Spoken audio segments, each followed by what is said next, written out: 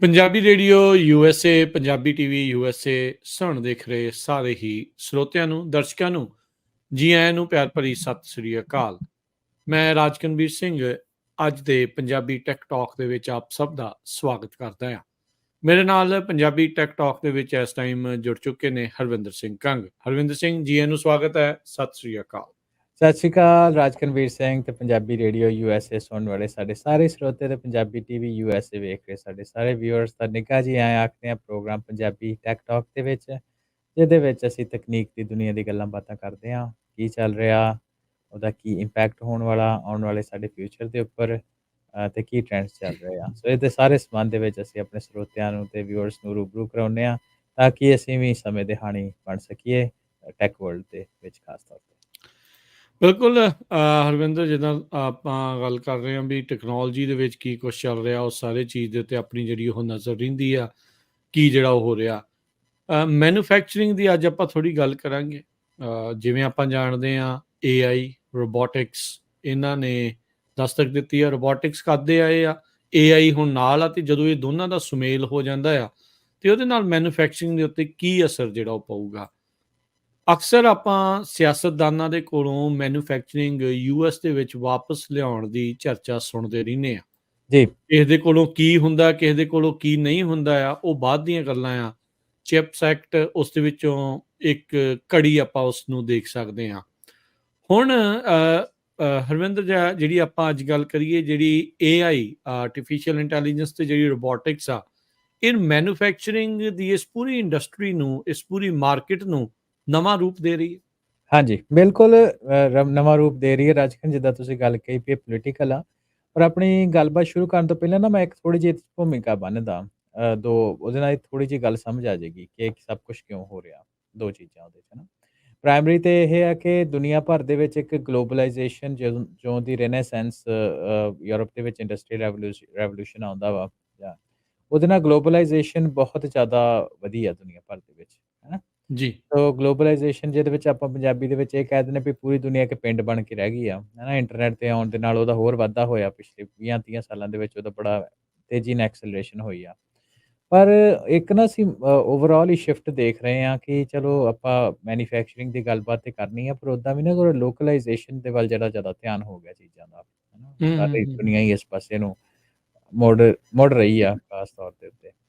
ਹੂੰ ਤੇ ਉਹਦੇ ਵੀ ਕੀ ਕਾਰਨ ਨੇ, ਉਹਦੇ ਬਾਰੇ ਵੀ ਆਪਾਂ ਗੱਲਬਾਤ ਕਰਾਂਗੇ। ਪਰ ਜਿਹੜੀ ਹੁਣ ਉਹਦੇ ਵਿੱਚ ਇੱਕ ਮੈਨੂਫੈਕਚਰਿੰਗ ਇੱਕ ਹਿੱਸਾ, ਹੈ ਨਾ, ਕਿ ਜਦੋਂ ਗਲੋਬਲਾਈਜੇਸ਼ਨ ਹੋਈ ਆ, ਉਹਦੇ ਨਾਲ ਦੁਨੀਆ ਭਰ ਦੇ ਵਿੱਚ ਲੋਕ ਟਰੈਵਲ ਜ਼ਿਆਦਾ ਕਰਨ ਲੱਗ ਪਏ ਆ, ਲੋਕਾਂ ਦੀ ਮੋਬਿਲਾਈਜੇਸ਼ਨ ਜ਼ਿਆਦਾ ਵਧੀ ਆ, ਇੱਕ ਜਗ੍ਹਾ ਤੋਂ ਦੂਸਰੀ ਜਗ੍ਹਾ 'ਤੇ ਆਉਣਾ ਜਾਣਾ ਸੌਖਾ, ਹੈ ਨਾ। ਅਤੇ ਲੋਕੀ ਵੀ ਗਲੋਬਲ ਸਿਟੀਜ਼ਨ ਬਣ ਗਏ। ਹੁਣ ਅਸੀਂ ਦੇਖੀਏ ਵੀ ਸਾਡੀ ਕਮਿਊਨਿਟੀ, ਪੰਜਾਬੀ ਕਮਿਊਨਿਟੀ ਡਾਇਸਪੋਰਾ ਦੇ ਵਿੱਚ ਕਿਹੜੇ ਦੇਸ਼ ਵਿੱਚ ਜਿੱਥੇ ਨਹੀਂ ਬੈਠੀ, ਉੱਥੇ ਜਾ ਕੇ ਉਹਨਾਂ ਘਰ ਪਾਏ ਆ, ਘਰ ਵਸਾਏ ਆ, ਹੈ ਨਾ। ਸੋ ਇਸੇ ਤਰ੍ਹਾਂ ਹੀ ਟੈਕ ਦੀ ਦੁਨੀਆ ਵੀ ਕੁਛ ਇੱਦਾਂ ਦੀ ਆ। ਇੱਕ ਤੁਸੀਂ ਕੋਈ ਵੱਡੀ ਕੰਪਨੀ ਦੇਖ ਲਓ, ਆਲਮੋਸਟ ਦੁਨੀਆ ਦੇ ਮੇਜਰ ਜਿਹੜੇ ਆਪਣੇ ਸ਼ਹਿਰ ਹੋਣਗੇ ਜਾਂ ਦੇਸ਼ ਹੋਣਗੇ, ਉਹਨਾਂ ਦੇ ਵਿੱਚ ਉਹਨਾਂ ਦੇ ਫੁੱਟਪ੍ਰਿੰਟ ਹੈਗੇ ਆ, ਹੈ ਨਾ। ਐਪਲ ਤੁਸੀਂ ਦੇਖ ਲੈਂਦੇ ਹੋ, ਪੂਰੀ ਦੁਨੀਆ ਦੇ ਵਿੱਚ ਕਿੰਨਾ ਉਹਦੇ ਪੈਰ ਪਸਾਰੇ ਆ। ਹੋਰ ਰੀਟੇਲਰਸ ਵੀ ਤੁਸੀਂ ਦੇਖ ਸਕਦੇ ਹੋ with the help of tech, of course. Starbucks ਵਗੈਰਾ ਹੈ, ਜਾਂ ਰੀਟੇਲ ਹੋਰ ਕੱਪੜਿਆਂ ਦੇ ਬ੍ਰਾਂਡ ਵੀ ਹੋ ਗਏ, ਪੂਰੀ ਦੁਨੀਆ ਦੇ ਵਿੱਚ ਇਹਨਾਂ ਦੀ ਪ੍ਰੈਜ਼ੈਂਸ ਹੈਗੀ ਆ। ਹੂੰ ਹੂੰ ਸੋ ਹੂੰ ਹੁਣ ਚਲੋ ਉਸ ਹਿੱਸੇ ਤੋਂ ਤਾਂ ਨਹੀਂ ਪਿੱਛੇ ਨੂੰ ਮੁੜਿਆ ਜਾਣਾ, ਪਰ ਇੱਕ ਚੀਜ਼ ਇਹਦੇ 'ਚ ਇਹ ਦੇਖ ਰਹੇ ਹਾਂ ਕਿ ਇੱਕ ਨਾ ਡੀ-ਗਲੋਬਲਾਈਜੇਸ਼ਨ ਦਾ ਟਰੈਂਡ ਚੱਲ ਰਿਹਾ, ਹੈ ਨਾ। ਸੋ ਡੀ-ਗਲੋਬਲਾਈਜੇਸ਼ਨ ਦੇ ਵਿੱਚ, ਕਿਉਂਕਿ ਜਦੋਂ ਇੱਦਾਂ ਦੀ ਗਲੋਬਲਾਈਜੇਸ਼ਨ ਜਾਂ ਹੋਰ ਚੀਜ਼ਾਂ ਆਉਂਦੀਆਂ, ਤਾਂ ਸਭ ਤੋਂ ਵੱਡਾ ਜਿਹੜਾ ਬੈਨੀਫਿਟ ਹੁੰਦਾ, ਫਾਇਦਾ ਹੁੰਦਾ, ਉਹ ਹੁੰਦਾ ਅਪਰ ਕਲਾਸ। ਅਪਰ ਕਲਾਸ, ਮੈਂ ਜਾਤ ਪਾਤ ਦੀ ਗੱਲ ਨਹੀਂ ਕਰ ਰਿਹਾ, ਅਪਰ ਕਲਾਸ ਹੈਗੀ ਜਿਹੜੇ ਪੈਸੇ ਪੱਖੋਂ ਅਮੀਰ ਲੋਕ ਆ, ਉਹਦਾ ਇਸ ਤੋਂ ਅਲੀਟਿਜ਼ਮ ਵੱਧ ਦੀ ਗੱਲ ਕਰ ਜੀ, ਲਓ, ਅਮੀਰੀ ਉਹ ਦੀ ਸਭ ਗੱਲ ਆ। ਤੋਂ ਵੱਧ ਬੈਨੀਫਿਟ ਲੈਂਦੇ ਆ। ਉਹ ਹੂੰ ਤੋਂ ਬਾਅਦ ਰਲਦੇ ਮਿਲਦੇ ਜਿਹੜੇ ਲੋਕ, ਉਹਨਾਂ ਦੇ ਹਿੱਸਿਆਂ ਦੇ ਵਿੱਚ ਕੰਮ ਕਰਦੇ ਲੋਕ ਹੁੰਦੇ ਆ, ਉਹਨਾਂ ਨੂੰ ਇਹਦਾ ਬੈਨੀਫਿਟ ਹੁੰਦਾ। ਪਰ ਜਦੋਂ ਰਾਜਕਰਨ ਗਲੋਬਲਾਈਜੇਸ਼ਨ ਦੇ ਦੌਰ ਦੇ ਵਿੱਚ ਇਹ ਕਾਫੀ ਸਮਾਂ ਚੱਲਦਾ ਰਿਹਾ, ਤੇ ਕੋਈ ਵੀ ਪ੍ਰੋਸੈਸ ਬਹੁਤ ਸਮਾਂ ਅਸੀਂ ਦੇਖਿਆ ਨਹੀਂ ਚੱਲਦੀ। ਉਹਦੇ ਵਿੱਚ ਇਹ ਹੈ ਕਿ ਇੱਕ ਹਿੱਸਾ ਜਿਹੜਾ ਪਹਿਲਾਂ ਛੋਟਾ ਹਿੱਸਾ ਸੀ, ਉਹ ਸ਼ਾਇਦ ਪਿੱਛੇ ਰਹਿ ਗਿਆ ਸੀ। ਉਹਦੇ ਵਿੱਚ ਇਹ ਦੇਖਦੇ ਹਾਂ ਕਿ ਅਮਰੀਕਾ ਦੇ ਵਿੱਚ ਜਿਹੜੇ ਲੋਕ ਆ, ਖਾਸ ਤੌਰ ਦੇ ਉੱਤੇ, ਹੁਣ ਅਸੀਂ ਆਪਣੀ ਮੈਨੂਫੈਕਚਰਿੰਗ ਦੀ ਗੱਲਬਾਤ ਦੇ ਉੱਪਰ ਹੀ ਆਉਂਦੇ ਹਾਂ। ਤੇ ਜਦੋਂ manufacturing.com ਦੇ ਟਾਈਮ ਦੇ ਉੱਤੇ ਅਮਰੀਕਾ ਤੋਂ ਜਾਂ ਵੈਸਟ ਦੇ ਉੱਤੋਂ, ਡਿਵੈਲਪ ਕੰਟਰੀਜ਼ ਦੇ ਉੱਤੋਂ ਬਾਹਰ ਜਾਣੀ ਸ਼ੁਰੂ ਹੋਈ, ਖਾਸ ਤੌਰ 'ਤੇ ਏਸ਼ੀਆ ਦੇ ਵਿੱਚ, ਉਹਦੇ ਪ੍ਰਾਇਮਰੀ ਕਾਰਨ ਆਪਾਂ ਬਾਰ-ਬਾਰ ਆਪਣੀ ਟਾਕ ਸ਼ੋਅ ਵਿੱਚ ਵੀ ਕੀਤੇ ਆ ਵੀ ਪ੍ਰਾਇਮਰੀ ਉਹਦੇ ਜਿਹੜੇ ਕਾਰਨ ਹੈਗੇ ਕਿ lower caste of labour, number 1, ਸਸਤੀ ਹਨਾ, ਲੇਬਰ, ਸਸਤੀ ਹਾਂਜੀ। ਲੇਬਰ ਮਿਲ ਜਾਂਦੀ ਆ। ਨੰਬਰ 2 ਦੇ ਉੱਤੇ ਅਨਫੋਰਚੂਨੇਟ ਗੱਲ ਇਹ ਹੈ, ਪਰ ਚਲੋ ਹੈ ਸੱਚਾਈ ਕਿ ਰੈਗੂਲੇਸ਼ਨ ਵੀ ਉੱਧਰ ਘੱਟ ਆ। ਹਨਾ, ਜਿੱਦਾਂ ਹਾਂ, ਚੀਜ਼ਾਂ ਨੂੰ ਬਿਲਕੁਲ ਇਹ ਰੈਗੂਲੇਟ, ਤਾਂ ਹੈ ਹੀ ਆ। ਹਨਾ, ਜੇ ਅਸੀਂ ਔਖਾ ਦੇਖੀਏ ਕਿ ਹਾਂ, ਇੱਥੇ ਸੇਫਟੀ ਬੰਦਿਆਂ ਦੀ ਰੱਖਣੀ ਬਹੁਤ ਜ਼ਰੂਰੀ ਆ। ਏਸ਼ੀਆ ਦੇ ਵਿੱਚ ਉੱਦਾਂ ਦੀ ਚੀਜ਼ਾਂ ਨਹੀਂ ਹੈਗੀਆਂ, ਹਨਾ। ਨਹੀਂ ਹੈਗੀਆਂ। ਹੂੰ, ਤੇ ਤੀਸਰੀ ਚੀਜ਼ ਇਹ ਹੈ ਕਿ ਗਲੋਬਲ ਫੁੱਟਪ੍ਰਿੰਟ ਨੂੰ ਵੀ ਹੁਣ ਚਾਈਨਾ ਵਰਗੀ ਜੇ ਮਾਰਕੀਟ ਦੇ ਵਿੱਚ ਉਹਨਾਂ ਦੀ ਮੈਂਡੇਟ ਇਹ ਹੈ ਕਿ ਅਸੀਂ ਤੁਹਾਡੇ ਪ੍ਰੋਡਕਟ ਤਾਂ ਲਵਾਂਗੇ, ਅਮ, ਸਸਤੇ ਤਾਂ ਲਵਾਂਗੇ ਜੇ ਤੁਸੀਂ ਮੈਨੂਫੈਕਚਰਿੰਗ ਲੋਕਲ ਕਰੋ। ਇੰਡੀਆ ਕੋਲ ਵੀ ਕੁਛ ਇੱਦਾਂ ਦੀ ਰੈਗੂਲੇਸ਼ਨਸ ਹੈਗੀਆਂ, ਜਿਹਦੇ ਕਰਕੇ ਨਵੀਆਂ ਮਾਰਕੀਟਸ ਲੱਭਣ ਦੇ ਵਾਸਤੇ ਮੈਨੂਫੈਕਚਰਿੰਗ ਵੀ ਉੱਥੇ ਕੀਤੀ ਜਾਂਦੀ ਰਹੀ ਆ। ਸੋ ਜਦੋਂ ਪਿਛਲੀ ਵਾਰੀ ਪ੍ਰੈਜ਼ੀਡੈਂਟ ਟਰੰਪ ਆਉਂਦੇ ਆ, ਰੌਲਾ ਤੇ ਉਦੋਂ ਹੀ ਪੈਣਾ ਜ਼ਿਆਦਾ ਸ਼ੁਰੂ ਹੋਇਆ, ਕਿਉਂਕਿ ਜਦੋਂ ਤੁਸੀਂ ਗੱਲ ਕੀਤੀ ਨਾ ਪੋਲੀਟੀਕਲ ਕਿ ਅਸੀਂ ਜੋਬਾਂ ਵਾਪਸ ਲੈ ਕੇ ਆਵਾਂਗੇ, ਮੈਨੂਫੈਕਚਰਿੰਗ ਦੀ ਜੋਬਾਂ ਵਾਪਸ ਲੈ ਕੇ ਆਵਾਂਗੇ, ਕਿਉਂਕਿ ਮੈਨੂਫੈਕਚਰਿੰਗ ਦੇ ਕੁਛ ਅੱਜ-ਕੱਲ੍ਹ ਟ੍ਰੈਡੀਸ਼ਨਲੀ ਜੋਬਾਂ ਇਸ ਤਰ੍ਹਾਂ ਰਹੀਆਂ ਜਿਹਦੇ ਵਿੱਚ ਤੁਹਾਨੂੰ ਬਹੁਤ ਜ਼ਿਆਦਾ ਸਕਿੱਲ ਨਹੀਂ ਚਾਹੀਦੇ ਹੁੰਦੇ, ਖਾਸ ਤੌਰ ਤੇ ਜਦੋਂ ਲੋਅਰ ਲੈਵਲ ਦੀ ਜੋਬਾਂ ਦੀ ਗੱਲ ਕਰਦੇ ਹਾਂ। ਆਫ ਕੋਰਸ ਹੂੰ, ਜਦੋਂ ਹੂੰ, ਹੂੰ, ਤੁਸੀਂ ਹੂੰ। ਟੈਕਨੀਸ਼ੀਅਨ ਜਾਂ ਆਪਰੇਟਰਸ ਉਹਨਾਂ ਦੇ ਲਈ ਸਕਿੱਲ ਤਾਂ ਹੁੰਦੇ ਹੀ ਆ, ਪਰ ਇੱਕ ਵੱਡੇ ਜਿਹੜੇ ਹਿੱਸਾ ਹੁੰਦਾ ਫੈਕਟਰੀਆਂ ਦਾ, ਉਹ ਅਨਸਕਿਲਡ ਲੇਬਰ ਹੁੰਦੀ ਆ, ਹੈ ਨਾ, ਜਿਹਨੂੰ ਥੋੜ੍ਹਾ ਜਿਹਾ ਬਹੁਤ ਥੋੜ੍ਹੀ ਜਿਹੀ ਟ੍ਰੇਨਿੰਗ ਦੇ ਨਾਲ ਤੁਸੀਂ ਉਹਨੂੰ ਔਨ ਸਾਈਟ ਲਿਆ ਕੇ ਤੇ ਕੰਮ ਕਰਵਾ ਸਕਦੇ ਹੋ। ਹੂੰ, ਜਿਹਦੇ ਹੂੰ, ਵਿੱਚ ਹੂੰ। ਤੁਹਾਡੇ ਆਪਰੇਟਰ ਹੋ ਗਏ ਜਾਂ ਹੈ ਨਾ, ਜਿਹੜੇ ਮਲਟੀਪਲ ਸ਼ਿਫਟਾਂ ਦੇ ਵਿੱਚ ਲੋਕ ਕੰਮ ਕਰਦੇ ਆ, ਉਹਨਾਂ ਨੂੰ ਥੋੜ੍ਹੀ ਬਹੁਤੀ ਤੁਸੀਂ ਟ੍ਰੇਨਿੰਗ ਦਿੰਦੇ ਹੋ ਤੇ ਉਹਨਾਂ ਨੂੰ ਟ੍ਰੇਨਿੰਗ ਕਰਨ ਤੋਂ ਬਾਅਦ ਤੁਸੀਂ ਉਹਨਾਂ ਨੂੰ ਕੰਮ ਦੇ ਉੱਤੇ ਲਾ ਲੈਂਦੇ ਹੋ। ਤੇ ਹੂੰ, ਹੁਣ ਰਾਜਕਨ ਕੀ ਹੋ ਰਿਹਾ ਕਿ ਜਿਹੜਾ ਡੀਗਲੋਬਲਾਈਜੇਸ਼ਨ ਦੇ ਸਮੇਂ ਦੇ ਵਿੱਚ ਜਿਹੜੀ ਆ ਅਸੀਂ ਜਿਹੜੇ ਵੈਸਟ ਤੋਂ ਜਿਹੜੇ ਸੌਰੀ ਈਸਟ ਤੋਂ ਜਿਹੜੀ ਮੈਨੂਫੈਕਚਰਿੰਗ ਆ ਵੈਸਟ ਦੇ ਵਿੱਚ ਆ ਰਹੀ ਆ। ਠੀਕ ਹੈ।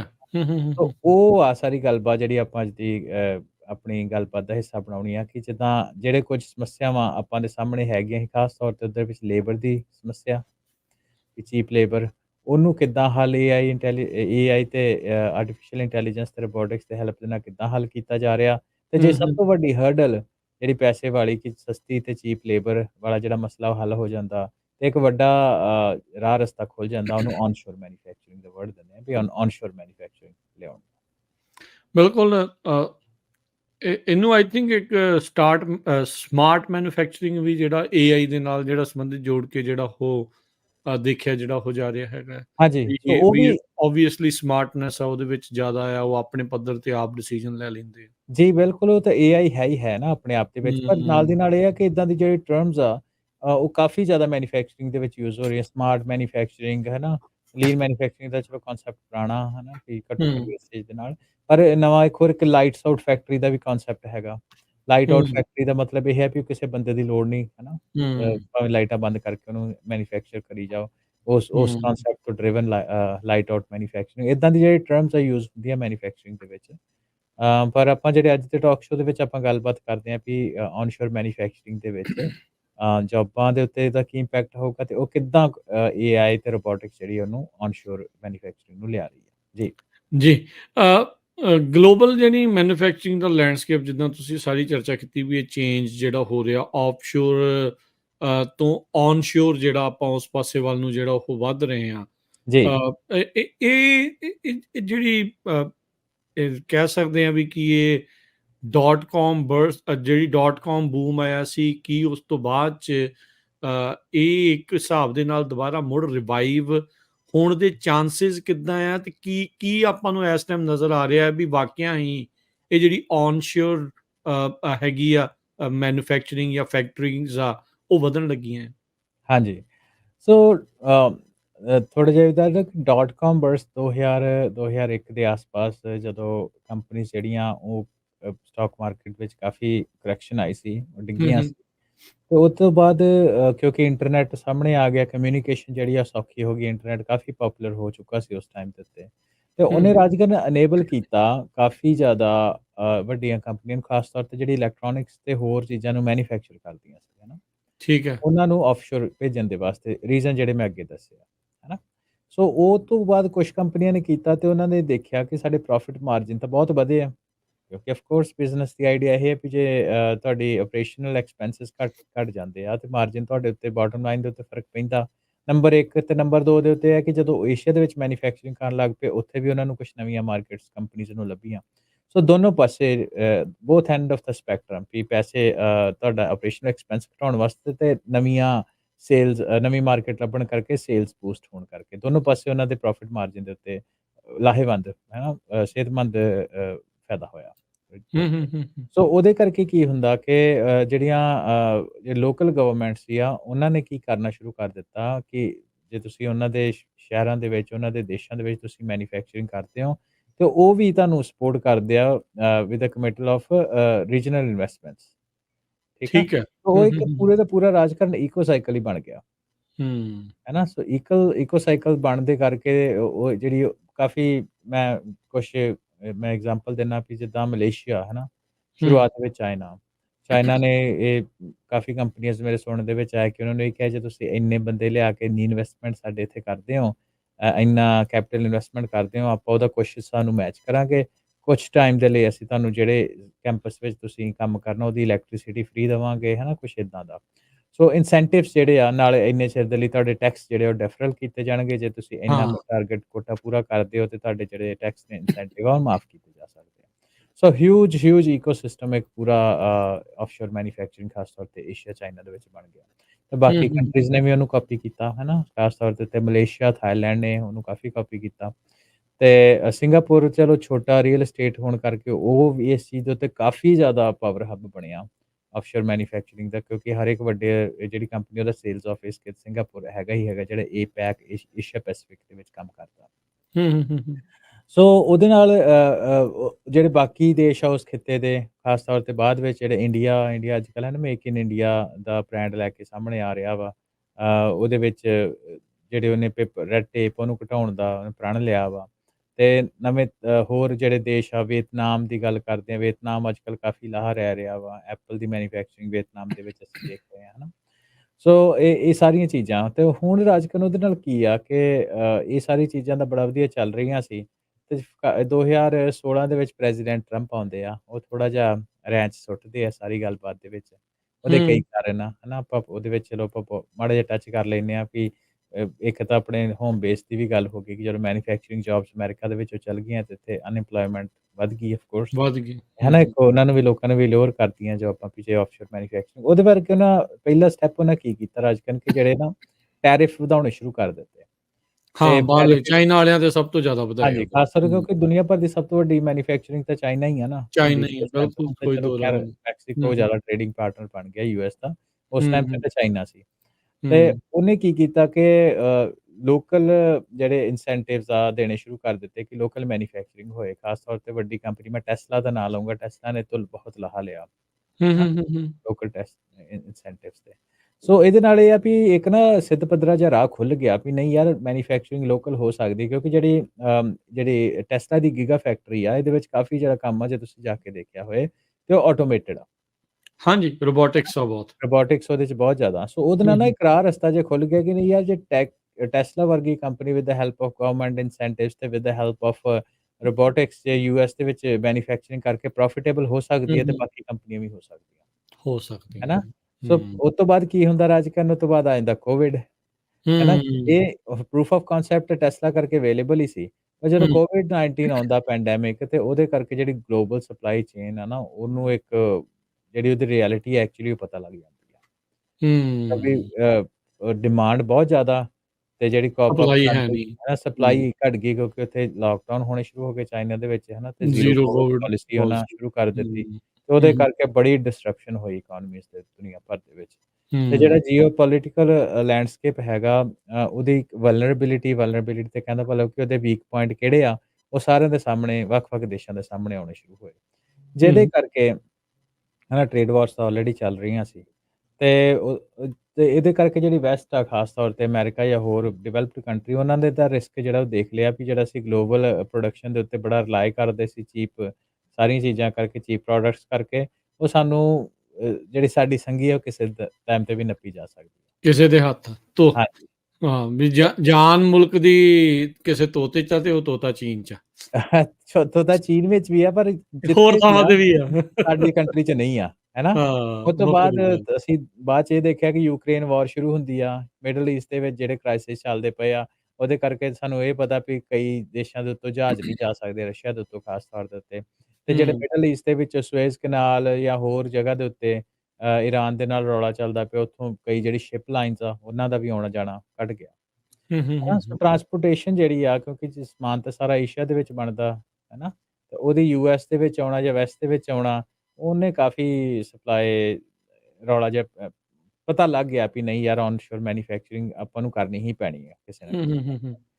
ਸੋ ਉਹਦੇ ਵਿੱਚ ਜਿਹੜੀ ਤੀਸਰੀ ਚੀਜ਼ ਆਪਾਂ ਗੱਲ ਕਹਿ ਲਈਏ ਕਿ ਜਿਹਦੇ ਕਰਕੇ ਜਦੋਂ ਅੱਜ ਤੋਂ 20 ਸਾਲ ਪਹਿਲਾਂ ਮੈਨੂਫੈਕਚਰਿੰਗ ਏਸ਼ੀਆ ਦੇ ਵਿੱਚ ਗਈ ਸੀ, ਚੀਪ ਹੂੰ, ਲੇਬਰ ਕਰਕੇ, ਤੇ ਏਸ਼ੀਆ ਦੇ ਵਿੱਚ ਵੀ ਜਿਹੜੇ ਲੇਬਰ ਕਾਸਟ ਆ ਉਹ ਜਿਹੜੀ ਵਧਣੀ ਸ਼ੁਰੂ ਹੋ ਗਈ। ਸੋ ਇਹ ਹੂੰ। ਸਾਰੀਆਂ ਕਹਿ ਲਓ ਕਿ ਇੱਕ ਪਰਫੈਕਟ ਸਟੋਰਮ ਬਣ ਗਿਆ ਹੈ ਨਾ ਵੀ ਪ੍ਰੂਫ ਆਫ ਕਨਸੈਪਟ ਟੈਸਲਾ ਦਾ ਲੈ ਕੇ ਚੱਲਦੇ ਆ ਤੇ ਉਸ ਤੋਂ ਬਾਅਦ ਕੋਵਿਡ-19 ਨੇ ਸਪਲਾਈ ਚੇਨ ਰਿਸਕ ਸਾਹਮਣੇ ਲੈ ਕੇ ਆਂਦੇ, ਏਸ਼ੀਆ ਦੇ ਵਿੱਚ ਰਾਈਜ਼ਿੰਗ ਲੇਬਰ ਕਾਸਟ ਹੋ ਗਈ। ਇਹ ਸਾਰੀਆਂ ਚੀਜ਼ਾਂ ਦੇ ਕਰਕੇ ਜਿਹੜੀ ਮੈਨੂਫੈਕਚਰਿੰਗ ਆ ਯੂਐਸ ਦੇ ਵਿੱਚ ਜਾਂ ਵੈਸਟ ਦੇ ਵਿੱਚ ਆਉਣੀ ਆਲਮੋਸਟ ਕਹਿ ਲਓ ਕਿ ਘਟ 1 ਗਈ। ਸਾਲ ਮੈਂ ਪਹਿਲਾਂ ਤੈਅ ਹੀ ਆ ਹੁਣ ਹੂੰ। ਤੇ ਉਹਦੇ ਵਿੱਚ ਜਿਹੜਾ ਏਆਈ ਆ ਤੇ ਰੋਬੋਟਿਕਸ ਆ, ਉਹਨੇ ਇੱਕ ਅਹਿਮ ਰੋਲ ਅਦਾ ਕਰਨਾ। ਮੈਨੂੰ ਲੱਗਦਾ ਕਿ ਲਾਸਟ ਸਟੈਪ। ਸਟੈਪ ਹੋਏਗੀ ਜਿਹੜੀ ਹੂੰ। ਮੈਨੂਫੈਕਚਰਿੰਗ ਯੂਐਸ ਦੇ ਵਿੱਚ ਹੋਣੀ ਸ਼ੁਰੂ ਹੋਏਗੀ। ਹਾਥੀ ਲੰਘ ਗਿਆ ਪੂਛ ਲੰਘਣ ਵਾਲੀ ਗੱਲ ਵਾਲੀ ਜਿਹੜੀ ਉਹ ਹਾਂਜੀ, ਰਹਿ ਜਾਂਦੀ ਹੈ ਵੀ ਏਆਈ ਨੇ ਉਹ ਇੰਨਾ ਕੁ ਧੱਕਾ ਜਿਹੜਾ ਇਸ ਚੀਜ਼ ਨੂੰ ਪੁਸ਼ ਕਰਨਾ, ਮਾਰ ਦੇਣਾ।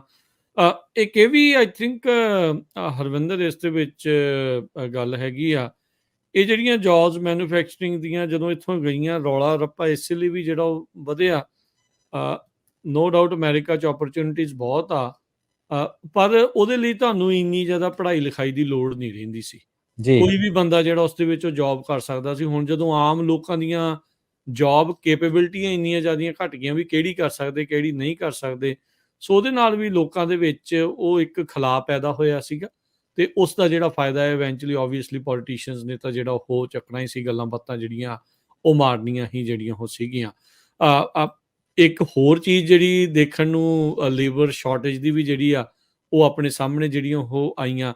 ਸੋ ਹੁਣ ਇਹ ਜਿਹੜੀ ਡੀ ਗਲੋਬਲਾਈਜੇਸ਼ਨ ਦੇ ਵਿੱਚ ਇਹ ਤੁਸੀਂ ਕੈਟਲਿਸਟ ਦੀ ਇੱਕ ਹਿਸਾਬ ਦੇ ਨਾਲ ਗੱਲ ਕੀਤੀ ਵੀ ਇਹਨਾਂ ਸਾਰੀਆਂ ਚੀਜ਼ਾਂ ਨੇ ਇੱਕ ਵੱਡੇ ਪੱਧਰ ਦੇ ਉੱਤੇ ਤੇਜ਼ੀ ਜਿਹੜੀ ਉਹ ਲਿਆਂਦੀ ਆ, ਜਾਂ ਇਹ ਚਰਚਾ ਵੱਲ ਨੂੰ ਵਧੇ ਆ ਜਿੱਦਾਂ ਮੈਂ ਕਿਹਾ ਵੀ ਲਾਸਟ ਪੁਸ਼ ਜਿਹੜਾ ਉਹ ਏਆਈ ਦਾ ਜਿਹੜਾ ਉਹ ਆ ਰਿਹਾ ਆ, ਇਸ ਦੇ ਨਾਲ ਚੈਲੰਜਸ ਕੀ ਆਉਣਗੇ?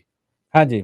ਸੋ ਚੈਲੰਜਸ ਤੇ ਰਾਜ ਕਰਨ ਉਹੋ ਹੀ ਪ੍ਰਾਇਮਰੀਲੀ ਆਪਾਂ ਲੈ ਕੇ ਚੱਲਦੇ ਹਾਂ ਜਿਹਦੇ ਕਰਕੇ ਇੱਥੋਂ ਮੈਨੂਫੈਕਚਰਿੰਗ ਬਾਹਰ ਗਈ ਸੀ। ਹੈ ਹੂੰ, ਨਾ? ਹੂੰ, ਭਾਵੇਂ ਹੂੰ, ਮੈਂ ਦੱਸਦਾ ਵੀ ਏਸ਼ੀਆ ਦੀ ਲੇਬਰ ਕਾਸਟ ਵੀ ਮਹਿੰਗੀ ਹੋਈ ਆ। ਹੂੰ, ਪਰ ਅਜੇ ਵੀ ਬਹੁਤ ਕੰਪੈਟੀਟਿਵ ਆ। ਹੈ ਨਾ? ਸਭ ਤੋਂ ਹੂੰ। ਪਹਿਲੀ ਆਪਾਂ ਗੱਲ ਕਰਦੇ ਹਾਂ ਲੇਬਰ ਸ਼ਾਰਟੇਜ ਦੀ।